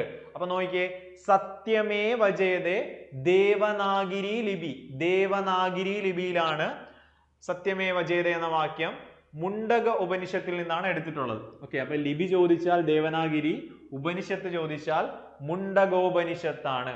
അപ്പൊ എന്താ പഠിക്കുന്നത്, സിംഹമുദ്രയില് താഴെയായി സത്യമേവ ജയതേ എന്താണ്, ട്രൂത്ത് അലോൺസ് ട്രയംഫ്, സത്യം മാത്രമേ വിജയിക്കൂ എന്നുള്ളതാണ് അതിന്റെ അർത്ഥം. ദേവനാഗിരി ലിപിയാണ്. അതുപോലെ ഉപനിഷത്ത് ചോദിച്ചാൽ മുണ്ടകോപനിഷത്താണ്. വ്യക്തമായിട്ട് പഠിക്കുക. ഓക്കെ, സത്യമേ ജയിക്കൂ, ട്രൂത്ത് അലോൺ ട്രയംഫ്. ഇനി ഇത് ആപ്തവാക്യമാക്കാൻ പരിശ്രമിച്ച വ്യക്തിയാണ് മദൻ മോഹൻ മാളവ്യ. അപ്പോൾ സത്യമേ വജയതയുമായി ബന്ധപ്പെട്ട് മദൻ മോഹൻ മാളവ്യ ഓർക്കുക. മദൻ മോഹൻ മാളവ്യ. മദൻ മോഹൻ മാളവ്യയുടെ മോഹമായിരുന്നു സത്യമേ വജയതയെ ആപ്ത വാക്യമാക്കാൻ വേണ്ടിയിട്ടുള്ളത്. ഓക്കെ, ഇനി ദേശീയ മുദ്ര ഡിസൈൻ ചെയ്ത വ്യക്തിയാണ് ദീനാനന്ദ ഭാർഗവ. ഓക്കെ, എടാ ദേശീയ മുദ്ര ദീനാനന്ദ ഭാർഗവയാണ് ഡിസൈൻ ചെയ്തത്. പ്രസ്താവന കൃത്യമായിട്ട് പഠിക്കുക. ദേശീയ മുദ്ര സിംഹമുദ്രയാണ്. സിംഹമുദ്ര നമ്മൾ എടുത്തത് അശോക ചക്രത്തിൽ നിന്നാണ്. അപ്പൊ നമ്മൾ പറഞ്ഞു ഉത്തർപ്രദേശിലെ സാരാനാഥിൽ നിന്നാണ്. അപ്പൊ നമുക്ക് മനസ്സിലായി അതിൽ പ്രധാനമായും 4 സിംഹങ്ങളുണ്ട്, 4 മൃഗങ്ങളാണുള്ളത്. നമ്മൾ പഠിച്ചു കുതിര, കാള, സിംഹം, ആന. ഓക്കെ, അവിടെ നമ്മൾ മനസ്സിലാക്കി. ഏറ്റവും താഴെ സത്യമേ വജയതേ എന്ന് എഴുതിയിരിക്കുന്നു. ദേവനാഗിരി ലിപിയിലാണ്. അത് മുണ്ടകോപനിഷത്തിൽ നിന്നാണ് നമ്മൾ എടുത്തിട്ടുള്ളതെന്ന് മനസ്സിലായി. ഇനി ദീനാനന്ദ ഭാർഗവയാണ് ഡിസൈൻ ചെയ്തത്. മുദ്ര ഡിസൈൻ ചെയ്തത് ദീനാനന്ദ ഭാർഗവയാണ്. സ്വതന്ത്ര ഭാരതത്തിലെ 2ാമത്തെ സ്റ്റാമ്പിൽ ആലേഖനം ചെയ്ത ചിത്രമാണ് ഏത്? നമ്മുടെ ദേശീയ മുദ്ര 2ാമത്തെ സ്റ്റാമ്പിൽ ആലേഖനം ചെയ്തു എന്നുകൂടി ഓർത്തു വെക്കൂ. അശോകചക്രം ദേശീയ ചിഹ്നമായും അശോക സ്തംഭത്തിന്റെ അഗ്രത്തിലുള്ള സിംഹമുദ്ര ദേശീയ മുദ്രയാക്കാനും നിർദ്ദേശിച്ച വ്യക്തിയായിരുന്നു ഡോക്ടർ BR അംബേദ്കർ. നോക്കിക്കേടാ, അപ്പൊ കൃത്യമായിട്ട് പഠിക്കുക. അശോകചക്രം ദേശീയ ചിഹ്നമായും അശോക സ്തംഭത്തിന്റെ അഗ്രത്തിലുള്ള സിംഹമുദ്ര ദേശീയ മുദ്രയാക്കാനും നിർദ്ദേശിച്ച വ്യക്തിയാണ് ഡോക്ടർ BR അംബേദ്കർ. പക്ഷെ നമ്മളിപ്പോ എന്തോ ദേശീയ മുദ്ര ഏതാണ് നിലവില്? സിംഹമുദ്രയാണ് എന്നുകൂടി ഓർത്തു വെക്കുക. ഇനി ദേശീയ ചിഹ്നത്തിന്റെ ദുരുപയോഗം നിരോധിച്ചുകൊണ്ട് നിയമം പാസ്സാക്കിയ വർഷം 2005 ആണ്. ഓക്കെ, അപ്പൊ നിങ്ങൾക്ക് ഓർമ്മ വന്നു, നമ്മൾ നേരത്തെ പഠിച്ച ദേശീയ പതാകയായിരുന്നു അല്ലെ. അപ്പൊ ഫ്ലാഗ് കോഡ് 2002 3 ഭാഗങ്ങളായിരുന്നു ഉണ്ടായിരുന്നത്. 2002 നിയമം 2021 22 എന്ത് ചെയ്തു? ഭേദഗതി ചെയ്തു. അപ്പൊ നമ്മൾ ഇപ്പൊ പഠിക്കുന്നത് ദേശീയ മുദ്രയാണ്. ദേശീയ മുദ്ര സംരക്ഷിക്കുന്നതുമായി ബന്ധപ്പെട്ട് ബഹുമാനിക്കുന്നതുമായി ബന്ധപ്പെട്ടുള്ള നിയമം 2005 ദേശീയ മുദ്രയുമായി ബന്ധപ്പെട്ട നിയമം. ഓക്കെ, വ്യക്തമാണ്. ഇനി നോക്കിക്കേ, വളരെ പ്രാധാന്യത്തോടെ മറ്റ് ദേശീയ ചിഹ്നങ്ങളിലേക്ക് വരുന്നു. ശ്രദ്ധയോടെ ഇരിക്കുക. വളരെ ഫേമസ് ആയിട്ടുള്ള നമ്മുടെ ആരാണ്? രവീന്ദ്രനാഥ ടാഗോർ എന്ന മനുഷ്യന്റെ ചിത്രമാണുള്ളത്. ഓക്കെ, ദേശീയ ഗാനമാണ്. ഒരുപാട് ചോദ്യങ്ങൾ വരുന്ന ടോപ്പിക്കാണ്. ഇന്ത്യയുടെ ദേശീയ ഗാനം ആരംഭിക്കുന്നത് ജനഗണമന എന്നാണ്. ഓക്കെ, നമുക്കറിയാം. ദേശീയ ഗാനത്തിന്റെ രചയിതാവാണ് രവീന്ദ്രനാഥ ടാഗോർ ആണ്. ഓക്കെ, ബേസ് കാര്യങ്ങളാണല്ലേ. ഓക്കെ, ജനഗണമന രചിച്ച ഭാഷ ബംഗാളി ഭാഷയാണ്. അപ്പൊ ബംഗാളി ഭാഷയിൽ രവീന്ദ്രനാഥ ടാഗോർ രചിച്ചു. ഇനി ഏറ്റവും നല്ല ചോദ്യമാണല്ലേ, എപ്പോഴും പ്രീവിയസ് ചോദ്യമാണ്. ഓക്കെ, നമ്മുടെ നാഷണൽ ആന്തം ദേശീയ ഗാനമായ ജനഗണമന ആദ്യമായി ആലപിക്കപ്പെട്ട INC സമ്മേളനം അല്ലെങ്കിൽ കോൺഗ്രസ് സമ്മേളനം എന്ന് ചോദിച്ചാൽ കൊൽക്കത്ത സമ്മേളനം 1911 ഓക്കെ, ഇനി 1911 ഡിസംബർ 27 നടന്ന സമ്മേളനത്തിന്റെ അധ്യക്ഷൻ BN ദർ ആണ്. എക്സാമിന് ചോദിച്ചിട്ടുണ്ട് BN ദറിനെ പറ്റി. ഇനി ആദ്യമായി ആലപിച്ചത് സംശയമുണ്ടോ? സംശയം വേണ്ട. ദേശീയ ഗാനം ആദ്യമായി ആലപിച്ചത് സരളാദേവി ചൗധറാണിയാണ്. അപ്പൊ കൂടെ രവീന്ദ്രനാഥ ടാഗോറും ഉണ്ടായിരുന്നു. എടാ തെറ്റിക്കേ ചെയ്യല്. 1911 കൊൽക്കത്ത സമ്മേളനത്തില് ഡിസംബർ 27 രവീന്ദ്രനാഥ ടാഗോറും ആരും കൂടി? സരളാദേവി ചൗധറാണിയും കൂടിയാണ് കൊൽക്കത്ത സമ്മേളനത്തിൽ ഇത് ആലപിച്ചത്. ചിലപ്പോൾ ഓപ്ഷനിൽ ആര് മാത്രമേ കാണൂ? സരളാദേവി ചൗധറാണി മാത്രമാണ് നോർമലി ഓപ്ഷൻസിൽ ഉണ്ടാവാറുള്ളത്. ഓക്കെ, നോക്കാം. ദേശീയ ഗാനം എടുത്തിരിക്കുന്ന ടാഗോറിന്റെ പദ്യം ഏതാണ് എന്ന് ചോദിച്ചാൽ നോക്കിയേ, ഭാരത് ഭാഗ്യ വിധാത. ഒരു എക്സാമിന് സ്റ്റേറ്റ്മെന്റ് ആയിട്ട് വന്ന ചോദ്യമാണ്. ദേശീയ ഗാനം എടുത്തിരിക്കുന്ന രവീന്ദ്രനാഥ ടാഗോറിന്റെ പദ്യത്തിന്റെ പേരാണ് ഭാരത് ഭാഗ്യ വിധാത. ഇനി ഭാരത് ഭാഗ്യ വിധാത പ്രസിദ്ധീകരിച്ച ആദ്യ പത്രമാണ് തത്വബോധിനി പത്രിക. 1912 അപ്പൊ നോക്ക്, കൃത്യമായിട്ട് പഠിക്ക്. ഭാരത് ഭാഗ്യ വിധാത എന്നത് പ്രസിദ്ധീകരിച്ച പത്രമാണ് തത്വബോധിനി പത്രിക. തത്വബോധിനി പത്രിക 1912 ഓക്കെ. ഇനി ദേവേന്ദ്രനാഥ ടാഗോർ നേതൃത്വം നൽകിയ ബ്രഹ്മസമാജ വിഭാഗത്തിന്റെ പ്രസിദ്ധീകരണമാണ് തത്വബോധിനി പത്രിക. അപ്പൊ അങ്ങനെ ഒരു പോയിന്റ് കൂടി ആഡ് ചെയ്യുവാണ്. നമ്മുടെ ദേവേന്ദ്രനാഥ ടാഗോറിന്റെ അണ്ടറിൽ ഉണ്ടായിരുന്ന നമ്മുടെ ഏത് സമാജം, ബ്രഹ്മസമാജത്തിന്റെ ഒരു പ്രസിദ്ധീകരണമായിരുന്നു ഈ തത്വബോധിനി പത്രിക.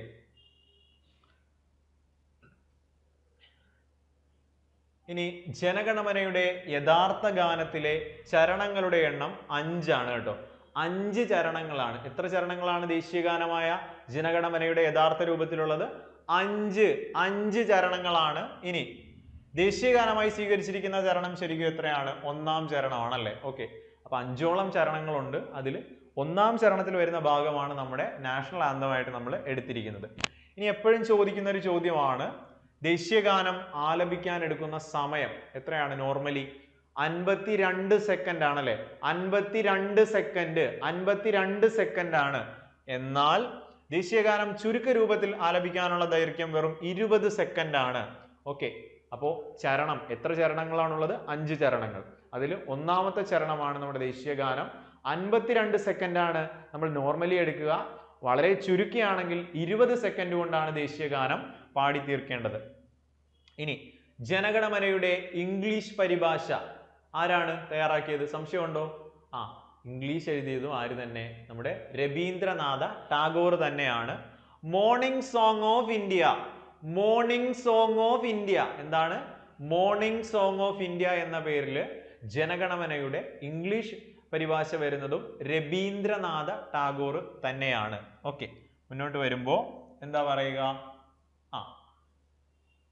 R the ruler of the minds of all people എന്ന് തുടങ്ങുന്നതാണ് ദേശീയഗാനത്തിന്റെ ഇംഗ്ലീഷ് തർജ്ജമ. Okay, to the ruler of the minds of all people. ജനഗണമനയുടെ ഇംഗ്ലീഷ് പരിഭാഷ തയ്യാറാക്കിയത് ടാഗോർ ആണ്.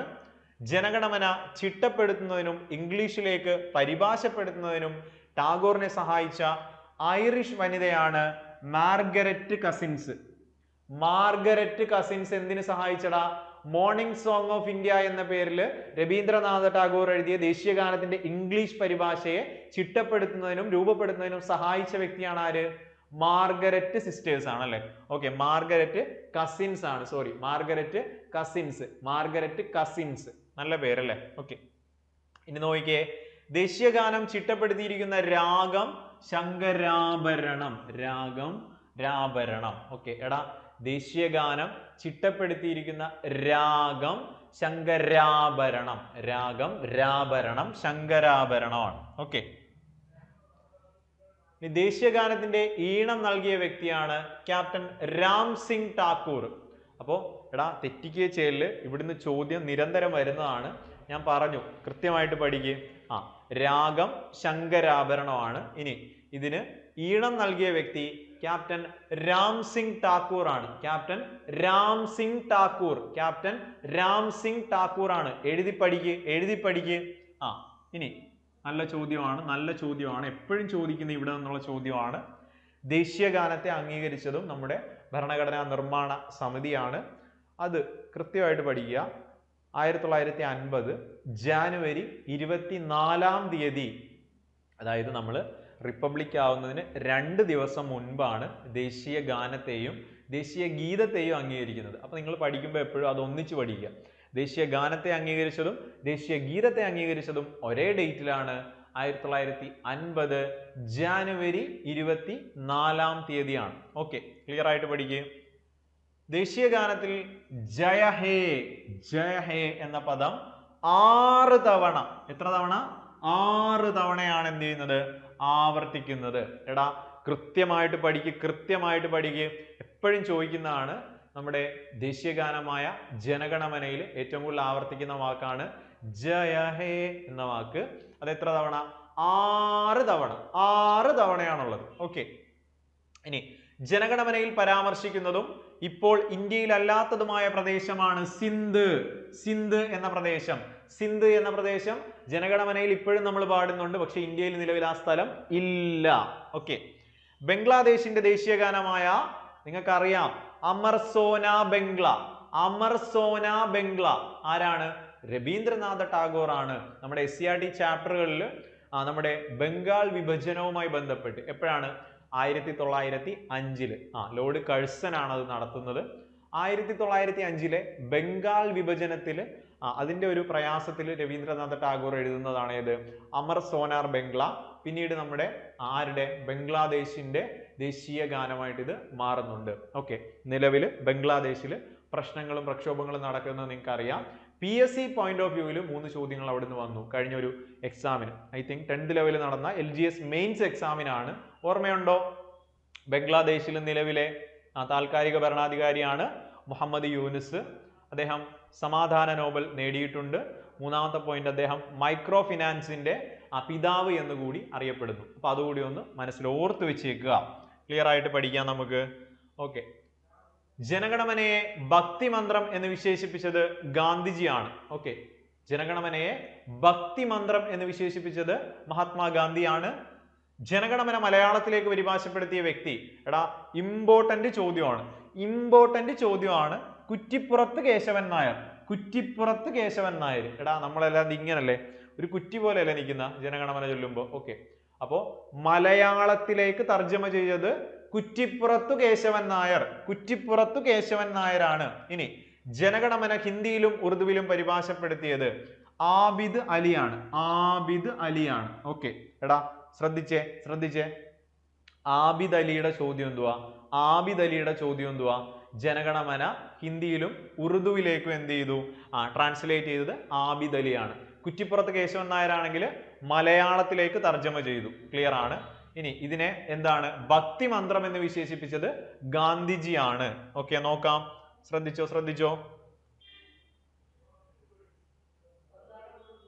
ജർമ്മനിയിലെ ഹാംബർഗിൽ വെച്ച് ജർമ്മൻ ഇന്ത്യൻ സൊസൈറ്റിയുടെ സ്ഥാപക ദിനത്തിൽ സ്വതന്ത്ര ഇന്ത്യയുടെ ദേശീയ ഗാനമായ ജനഗണമനയെ റേഡിയോയിലൂടെ അവതരിപ്പിച്ച സ്വാതന്ത്ര്യ സമര സേനാനി ആരാണ് എന്ന് ചോദിച്ചാൽ നമ്മുടെ നേതാജി സുഭാഷ് ചന്ദ്രബോസ് ആണ്.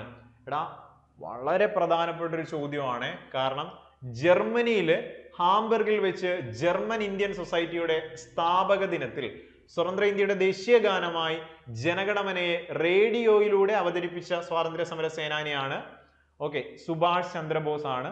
സ്വാതന്ത്ര്യം കിട്ടുന്നതിനും 5 വർഷങ്ങൾക്ക് മുമ്പ് 1942 സെപ്റ്റംബർ 11 എന്ത് ചെയ്തു? റേഡിയോയിലൂടെ സുഭാഷ് ചന്ദ്രബോസ് എന്ത് ചെയ്തു? ദേശീയ ഗാനം ആലപിച്ചു. അങ്ങ് ജർമ്മനിയിലാണ്. ഓക്കെ, ഇനി ജനഗണമന ഗാനമായി ഉൾപ്പെടുത്തിയ ആദ്യ സിനിമകളിൽ ദേശീയ ഗാനമായിട്ട് ആദ്യമായിട്ട് ഉൾപ്പെടുത്തിയ സിനിമ ചോദിച്ചാൽ ഓക്കെ സ്വാതന്ത്ര്യം കിട്ടുന്നതിന് മുമ്പാണ്, 2 വർഷം മുമ്പ് ഹിന്ദിയിൽ ഇറങ്ങിയ ഹം നമ്മുടെ ഗാനമാണല്ലേ. ഹം രാഹി എന്ന സിനിമയിൽ 1945 നമ്മുടെ ദേശീയ ഗാനം ആദ്യമായിട്ട് എന്ത് ചെയ്യുന്നത്? പ്രത്യക്ഷപ്പെടുന്നത്. ഓക്കെ, ദേശീയ ഗാനവുമായി ബന്ധപ്പെട്ട കേസാണ്. നമുക്ക് വളരെ പ്രാധാന്യമുണ്ട്. നിലവിൽ നമ്മൾ യഹോവായ സാക്ഷികളുമായിട്ടൊക്കെ ബന്ധപ്പെട്ട് വാർത്തകളിൽ കണ്ടിട്ടുണ്ടല്ലേ. അപ്പോൾ വളരെ പണ്ട് ബിജോയ് ഇമ്മാനുവൽ വെസിസ് കേരള 1985 അപ്പോൾ അവിടെയും കേരളത്തിന് പ്രാധാന്യമുണ്ട്. അപ്പോൾ ദേശീയ ഗാനവുമായി ബന്ധപ്പെട്ട് നടന്ന പ്രധാനപ്പെട്ട ഒരു കേസാണ് ഏത്? Bijoy Emmanuel versus state of Kerala 1985 നടന്ന കേസാണ്. ഓക്കെ, അപ്പൊ നമ്മൾ എന്തൊക്കെ കാര്യങ്ങളാണ് ദേശീയ ഗാനത്തിൽ പഠിച്ചതെന്ന് വേഗം നോക്കാം. ശ്രദ്ധിച്ചോണേ, റിവൈസ് ചെയ്ത് മുന്നോട്ട് പോവുക. എക്സാം പോയിന്റ് ഓഫ് വ്യൂവിൽ വളരെ പ്രധാനപ്പെട്ട കാര്യമാണ് ദേശീയ ഗാനം. ഓക്കെ, ഇവിടെ നിങ്ങൾക്ക് എല്ലാ കാര്യങ്ങളും അറിയാം. രവീന്ദ്രനാഥ ടാഗോർ ആണ്. ഏത് ഭാഷയിൽ? ബംഗാളി ഭാഷയിലാണ്. ആദ്യമായി ആലപിച്ച സമ്മേളനം 1911 കൊൽക്കത്ത സമ്മേളനമാണ്. ആലപിച്ചത് ആരാണ്? സരളാദേവി ചൗധറാണിയാണ്. അധ്യക്ഷൻ BN ദർ ആണ്. നിങ്ങൾക്കറിയാം. ഇനി ഭാരത് ഭാഗ്യ വിധാത എന്ന പദ്യത്തിൽ നിന്നാണ് ഇത് എടുത്തത്. ഓക്കെ, എന്നാൽ ഇത് പ്രസിദ്ധീകരിച്ചു വന്ന ആദ്യത്തെ പ്രസിദ്ധീകരണം ഏതാണ്? പത്രം ഏതാണ്? തത്വബോധിനി പത്രിക 1912 ആണല്ലേ. ആലപിച്ചത് 911 കൊൽക്കത്ത സമ്മേളനം. തത്വബോധിനി പത്രികയിൽ നമ്മുടെ ഭാരത് ഭാഗ്യ വിധാത എന്നതിലും അടിച്ചു വരുന്നത് 912 അപ്പൊ നമ്മൾ പറഞ്ഞു നമ്മുടെ ദേവേന്ദ്രനാഥ ടാഗോറിന്റെ ബ്രഹ്മസമാജവുമായി ബന്ധപ്പെട്ട പ്രസിദ്ധീകരണമാണ്. അതവിടെ നിൽക്കട്ടെ. ഇനി ആകെ ദേശീയ ഗാനത്തിന്റെ ചരണങ്ങൾ 5 എങ്കിൽ നമ്മൾ ഉപയോഗിക്കുന്ന ചരണം 1-ാം ചരണമാണ്. മാക്സിമം എടുക്കുന്ന സെക്കൻഡ് 52 സെക്കൻഡ് സമയമാണ്. വളരെ ചുരുങ്ങി പറഞ്ഞാൽ 20 സെക്കൻഡ് സമയം കൊണ്ട് പാടണം. ഇംഗ്ലീഷിലെ പേര് മോർണിംഗ് സോങ് ഓഫ് ഇന്ത്യ എന്നാണ്. അത് രചിച്ചതും ആര് തന്നെ? രവീന്ദ്രനാഥ ടാഗോർ ആണ്. അദ്ദേഹത്തെ ഇതിന് സഹായിച്ചത് മാർഗരറ്റ് കസിൻസ്. ആരാണ്? മാർഗരറ്റ് കസിൻസ് ആണ് സഹായിച്ചത്. രാഗം, ദേശീയ ഗാനവുമായി ബന്ധപ്പെട്ട രാഗം ശങ്കരാഭരണം. ശങ്കരാഭരണം രാഗമാണ്. ഈണം നൽകിയത് ആരാണ്? രാം സിംഗ് ഠാക്കൂർ. ഈണം നൽകിയത് രാം സിംഗ് ഠാക്കൂർ ആണ്. ഓക്കെ, വ്യക്തമായിട്ട് പഠിക്കുക. ഏറ്റവും ഇമ്പോർട്ടന്റ് ആയിട്ടുള്ള പോയിന്റ്, കോൺസ്റ്റിറ്റ്യൂന്റ് അസംബ്ലി അംഗീകരിച്ചത് 1950 ജാനുവരി 24-ാം തീയതിയാണ്. ഇനി ഏറ്റവും കൂടുതൽ ആവർത്തിക്കുന്ന പദം ഏതാ? വേഗം പറ. ജയ ഹേ എത്ര തവണ? 6 തവണ. 6 തവണയാണ്. ഓക്കെ, ഇനി ഗാനത്തിൽ ഇപ്പോഴും ഉള്ള വാക്കാണ്, പക്ഷെ ഇന്ത്യയിൽ ആ സ്ഥലം ഇപ്പോഴില്ല. സിന്ധ് എന്ന പ്രദേശമാണ്. ഇനി അമർ സോന ബംഗ്ല ടാഗോർ രചിച്ചു. നിലവിലത് ആരുടെ ദേശീയ ഗാനം? നമ്മുടെ അയൽ രാജ്യമായ ബംഗ്ലാദേശ് ആണ്. ഓർത്തു വെച്ചേക്കുക. ഇനി മലയാളത്തിലേക്ക് ഇത് ട്രാൻസ്ലേറ്റ് ചെയ്തത് ആ കുറ്റിപ്പുറത്തു കേശവൻ നായരാണ്. ആബിദ് അലിയുടെ ചോദ്യം എന്തുവാ? ആബിദ് അലി ബംഗാളി ഭാഷയിലുള്ള നമ്മുടെ ജനഗണമനയെ ഹിന്ദിയിലേക്കും ഉറുദുവിലേക്കും ട്രാൻസ്ലേറ്റ് ചെയ്തത് ആബിദ് അലിയാണ്. ഓക്കെ, ഇനി നമ്മുടെ ഭക്തി മന്ത്രം എന്ന് വിശേഷിപ്പിച്ചത് മഹാത്മാഗാന്ധിയാണ്. ജർമ്മനിയില് റേഡിയോയിലൂടെ ഇത് ദേശീയഗാനം ആലപിച്ചത് സുഭാഷ് ചന്ദ്രബോസ് ആണ്. സ്വാതന്ത്ര്യം കിട്ടുന്നതിന് മുമ്പാണ്. 42 സെപ്റ്റംബർ 11-ാം തീയതിയാണ്. ഇനി നമ്മൾ പറഞ്ഞു ഉൾപ്പെടുത്തിയ ആദ്യ സിനിമ ഹം രാഹി എന്ന സിനിമ 45-ലെ സിനിമയാണ്. വളരെ പ്രാധാന്യത്തോടെ ഒരു കേസ് പഠിച്ചു. Bijoy Emmanuel versus state of Kerala 1985-ലാണ്. ഓക്കെ, സെറ്റാണ്. നിങ്ങൾ മുന്നോട്ട്. ഇനി നമ്മൾ പറയുന്നത് ദേശീയ ഗീതമാണ്. അപ്പൊ ദേശീയ ഗീതം ഏതാണ്? ദേശീയ ഗീതം വന്ദേ മാതരമാണ്. വന്ദേ മാതരം രചിച്ച വ്യക്തിയാണ് ബങ്കിം ചന്ദ്ര ചാറ്റർജി. നോക്കിയേ, പടത്തിലൊരു മനുഷ്യനെ കണ്ടോ? എപ്പോഴും ചോദിക്കുന്നതാണല്ലേ ദേശീയ ഗീതം. വന്ദേ മാതരം രചിച്ചത് ബങ്കിം ചന്ദ്ര ചാറ്റർജി ആണ്. ഓക്കെ, ഇനി ആലപിക്കപ്പെട്ട കോൺഗ്രസ് സമ്മേളനം 896-ലെ കൊൽക്കത്ത സമ്മേളനമാണ്. അപ്പൊ മനസ്സിലാലോചിച്ച് നോക്ക്. ദേശീയ ഗാനമാണെങ്കിൽ 1911-ലെ കൊൽക്കത്ത സമ്മേളനമാണ്. ദേശീയ ഗീതം അതിനും മുമ്പ് 896-ലെ INC സെഷനാണ്. കൊൽക്കത്ത തന്നെയാണ് വേദി. ഇതിലൊരു വൈരുദ്ധ്യം ഉള്ളത്, 896-ലെ കോൺഗ്രസ് സമ്മേളനത്തിൽ വന്ദേ മാതരം ഔദ്യോഗികമായി ആലപിച്ചത് രവീന്ദ്രനാഥ ടാഗോർ ആണ്. നോക്കിയേ, കൃത്യമായിട്ട് പഠിക്കുക. ദേശീയ ഗീതമാണ് പറയുന്നത്, വന്ദേ മാതരമാണ്. രചിച്ചത് ബങ്കിം ചന്ദ്ര ചാറ്റർജി ആണ്. 1896-ലെ കോൺഗ്രസ് സമ്മേളനത്തിൽ ആദ്യമായി ആലപിച്ചത് മഹാനായ രവീന്ദ്രനാഥ ടാഗോർ ആണ്. കൃത്യമായിട്ട് പഠിച്ചോ. ഉറപ്പ് ചോദ്യമാണ്. ഓക്കെ, ഇനി എപ്പോഴും ചോദിക്കുന്ന ചോദ്യം, ബങ്കിം ചന്ദ്ര ചാറ്റർജിയുടെ ഏത് നോവലടാ? ആനന്ദമഠം. ബങ്കിം ചന്ദ്ര ചാറ്റർജിയുടെ ആനന്ദമഠം എന്ന നോവലിൽ നിന്നാണ് ഇത് എടുത്തിട്ടുള്ളത്. രചിക്കപ്പെട്ട വർഷം 882-ലാണ്. ഓക്കെ, ആനന്ദമഠം എന്ന നോവൽ രചിക്കപ്പെട്ടത് 882-ലാണ്. ഇനി ബംഗാളിലെ ഏത് പശ്ചാത്തലമാക്കിയാണ് ആനന്ദമഠം എഴുതിയത് എന്ന് ചോദിക്കാറുണ്ട്. സന്യാസി കലാപം അല്ലെങ്കിൽ സന്യാസി വിപ്ലവം. ആലോചിച്ച് നോക്കിയാൽ ഈ സന്യാസിമാരല്ലേ ആനന്ദം പരമാനന്ദം എന്നൊക്കെ പറയുന്നത് സന്യാസിമാരാണല്ലേ. ഓക്കെ, അപ്പൊ സന്യാസി കലാപമാണ്, സന്യാസി വിപ്ലവമാണ്, ആനന്ദമഠമാണ്. ഓക്കെ, 1882-ലാണ് രചിക്കുന്നത്. ഇനി ബംഗാളി നോവലിലെ ഭവാനന്ദൻ എന്ന കഥാപാത്രം ആലപിക്കുന്ന സംസ്കൃത ഗാനമാണ് വന്ദേ മാതരം. അപ്പൊ നോക്കിയേ, നല്ലൊരു പോയിന്റ് ആണ്. ഈ നോവൽ നമുക്കറിയാം. നോവൽ ഏതാണ്? ആനന്ദമഠമാണ്. ഓക്കെ, ഏത് കലാപം? സന്യാസി കലാപം. എഴുതിയത് ബങ്കിം ചന്ദ്ര ചാറ്റർജിയാണ്. അപ്പം ഈ നോവലിലെ ബംഗാളി നോവലാണ്. പക്ഷെ അതിലെ ഭവാനന്ദൻ എന്ന കഥാപാത്രം ആലപിക്കുന്ന സംസ്കൃത ഗാനമാണ് ശരിക്കും അല്ലെങ്കിൽ യഥാർത്ഥത്തിൽ ഈ ദേശീയ ഗീതം. പക്ഷേ കേരള PSCയുടെ ഫൈനൽ ഉത്തര സൂചിക പ്രകാരം ഇതൊരു ബംഗാളി ഭാഷയിൽ രചിക്കപ്പെട്ടു എന്നാണ് പഠിക്കേണ്ടത്. സോ നമ്മൾ എക്സാം പോയിന്റ് ഓഫ് വ്യൂവിൽ എന്താണ്, PSCയുടെ ആൻസർ കീ പ്രകാരം ബംഗാളി ഭാഷയിൽ തന്നെയാണ് ദേശീയ ഗീതവും ദേശീയ ഗാനവും. സംശയം വേണ്ട, ഒപ്പത്തിനങ്ങ് പഠിച്ചാൽ മതി. ഓക്കെ, ഇനി ആനന്ദമഠം ആദ്യമായി അച്ചടിച്ച പ്രസിദ്ധീകരണമാണ് ഏതാണ്? ബംഗദർശയാണല്ലേ. അത് ബങ്കിം ചന്ദ്ര ചാറ്റർജിയുടെ ബംഗദർശയിലാണ് ഇത് എന്ത് ചെയ്യുന്നത്, ആദ്യമായിട്ട് അച്ചടിച്ച് പ്രസിദ്ധീകരിക്കപ്പെടുന്നത്. നമ്മൾ അവിടെ പറഞ്ഞു തത്വബോധിനി പത്രിക. ഓക്കെ. ഇനി വന്ദേ മാതരത്തിന്റെ ഇംഗ്ലീഷ് പരിഭാഷ നിർവഹിച്ചത് അരവിന്ദോ ഘോഷാണ്. അപ്പൊ ഇവിടെ വ്യത്യാസം ഉണ്ടല്ലേ.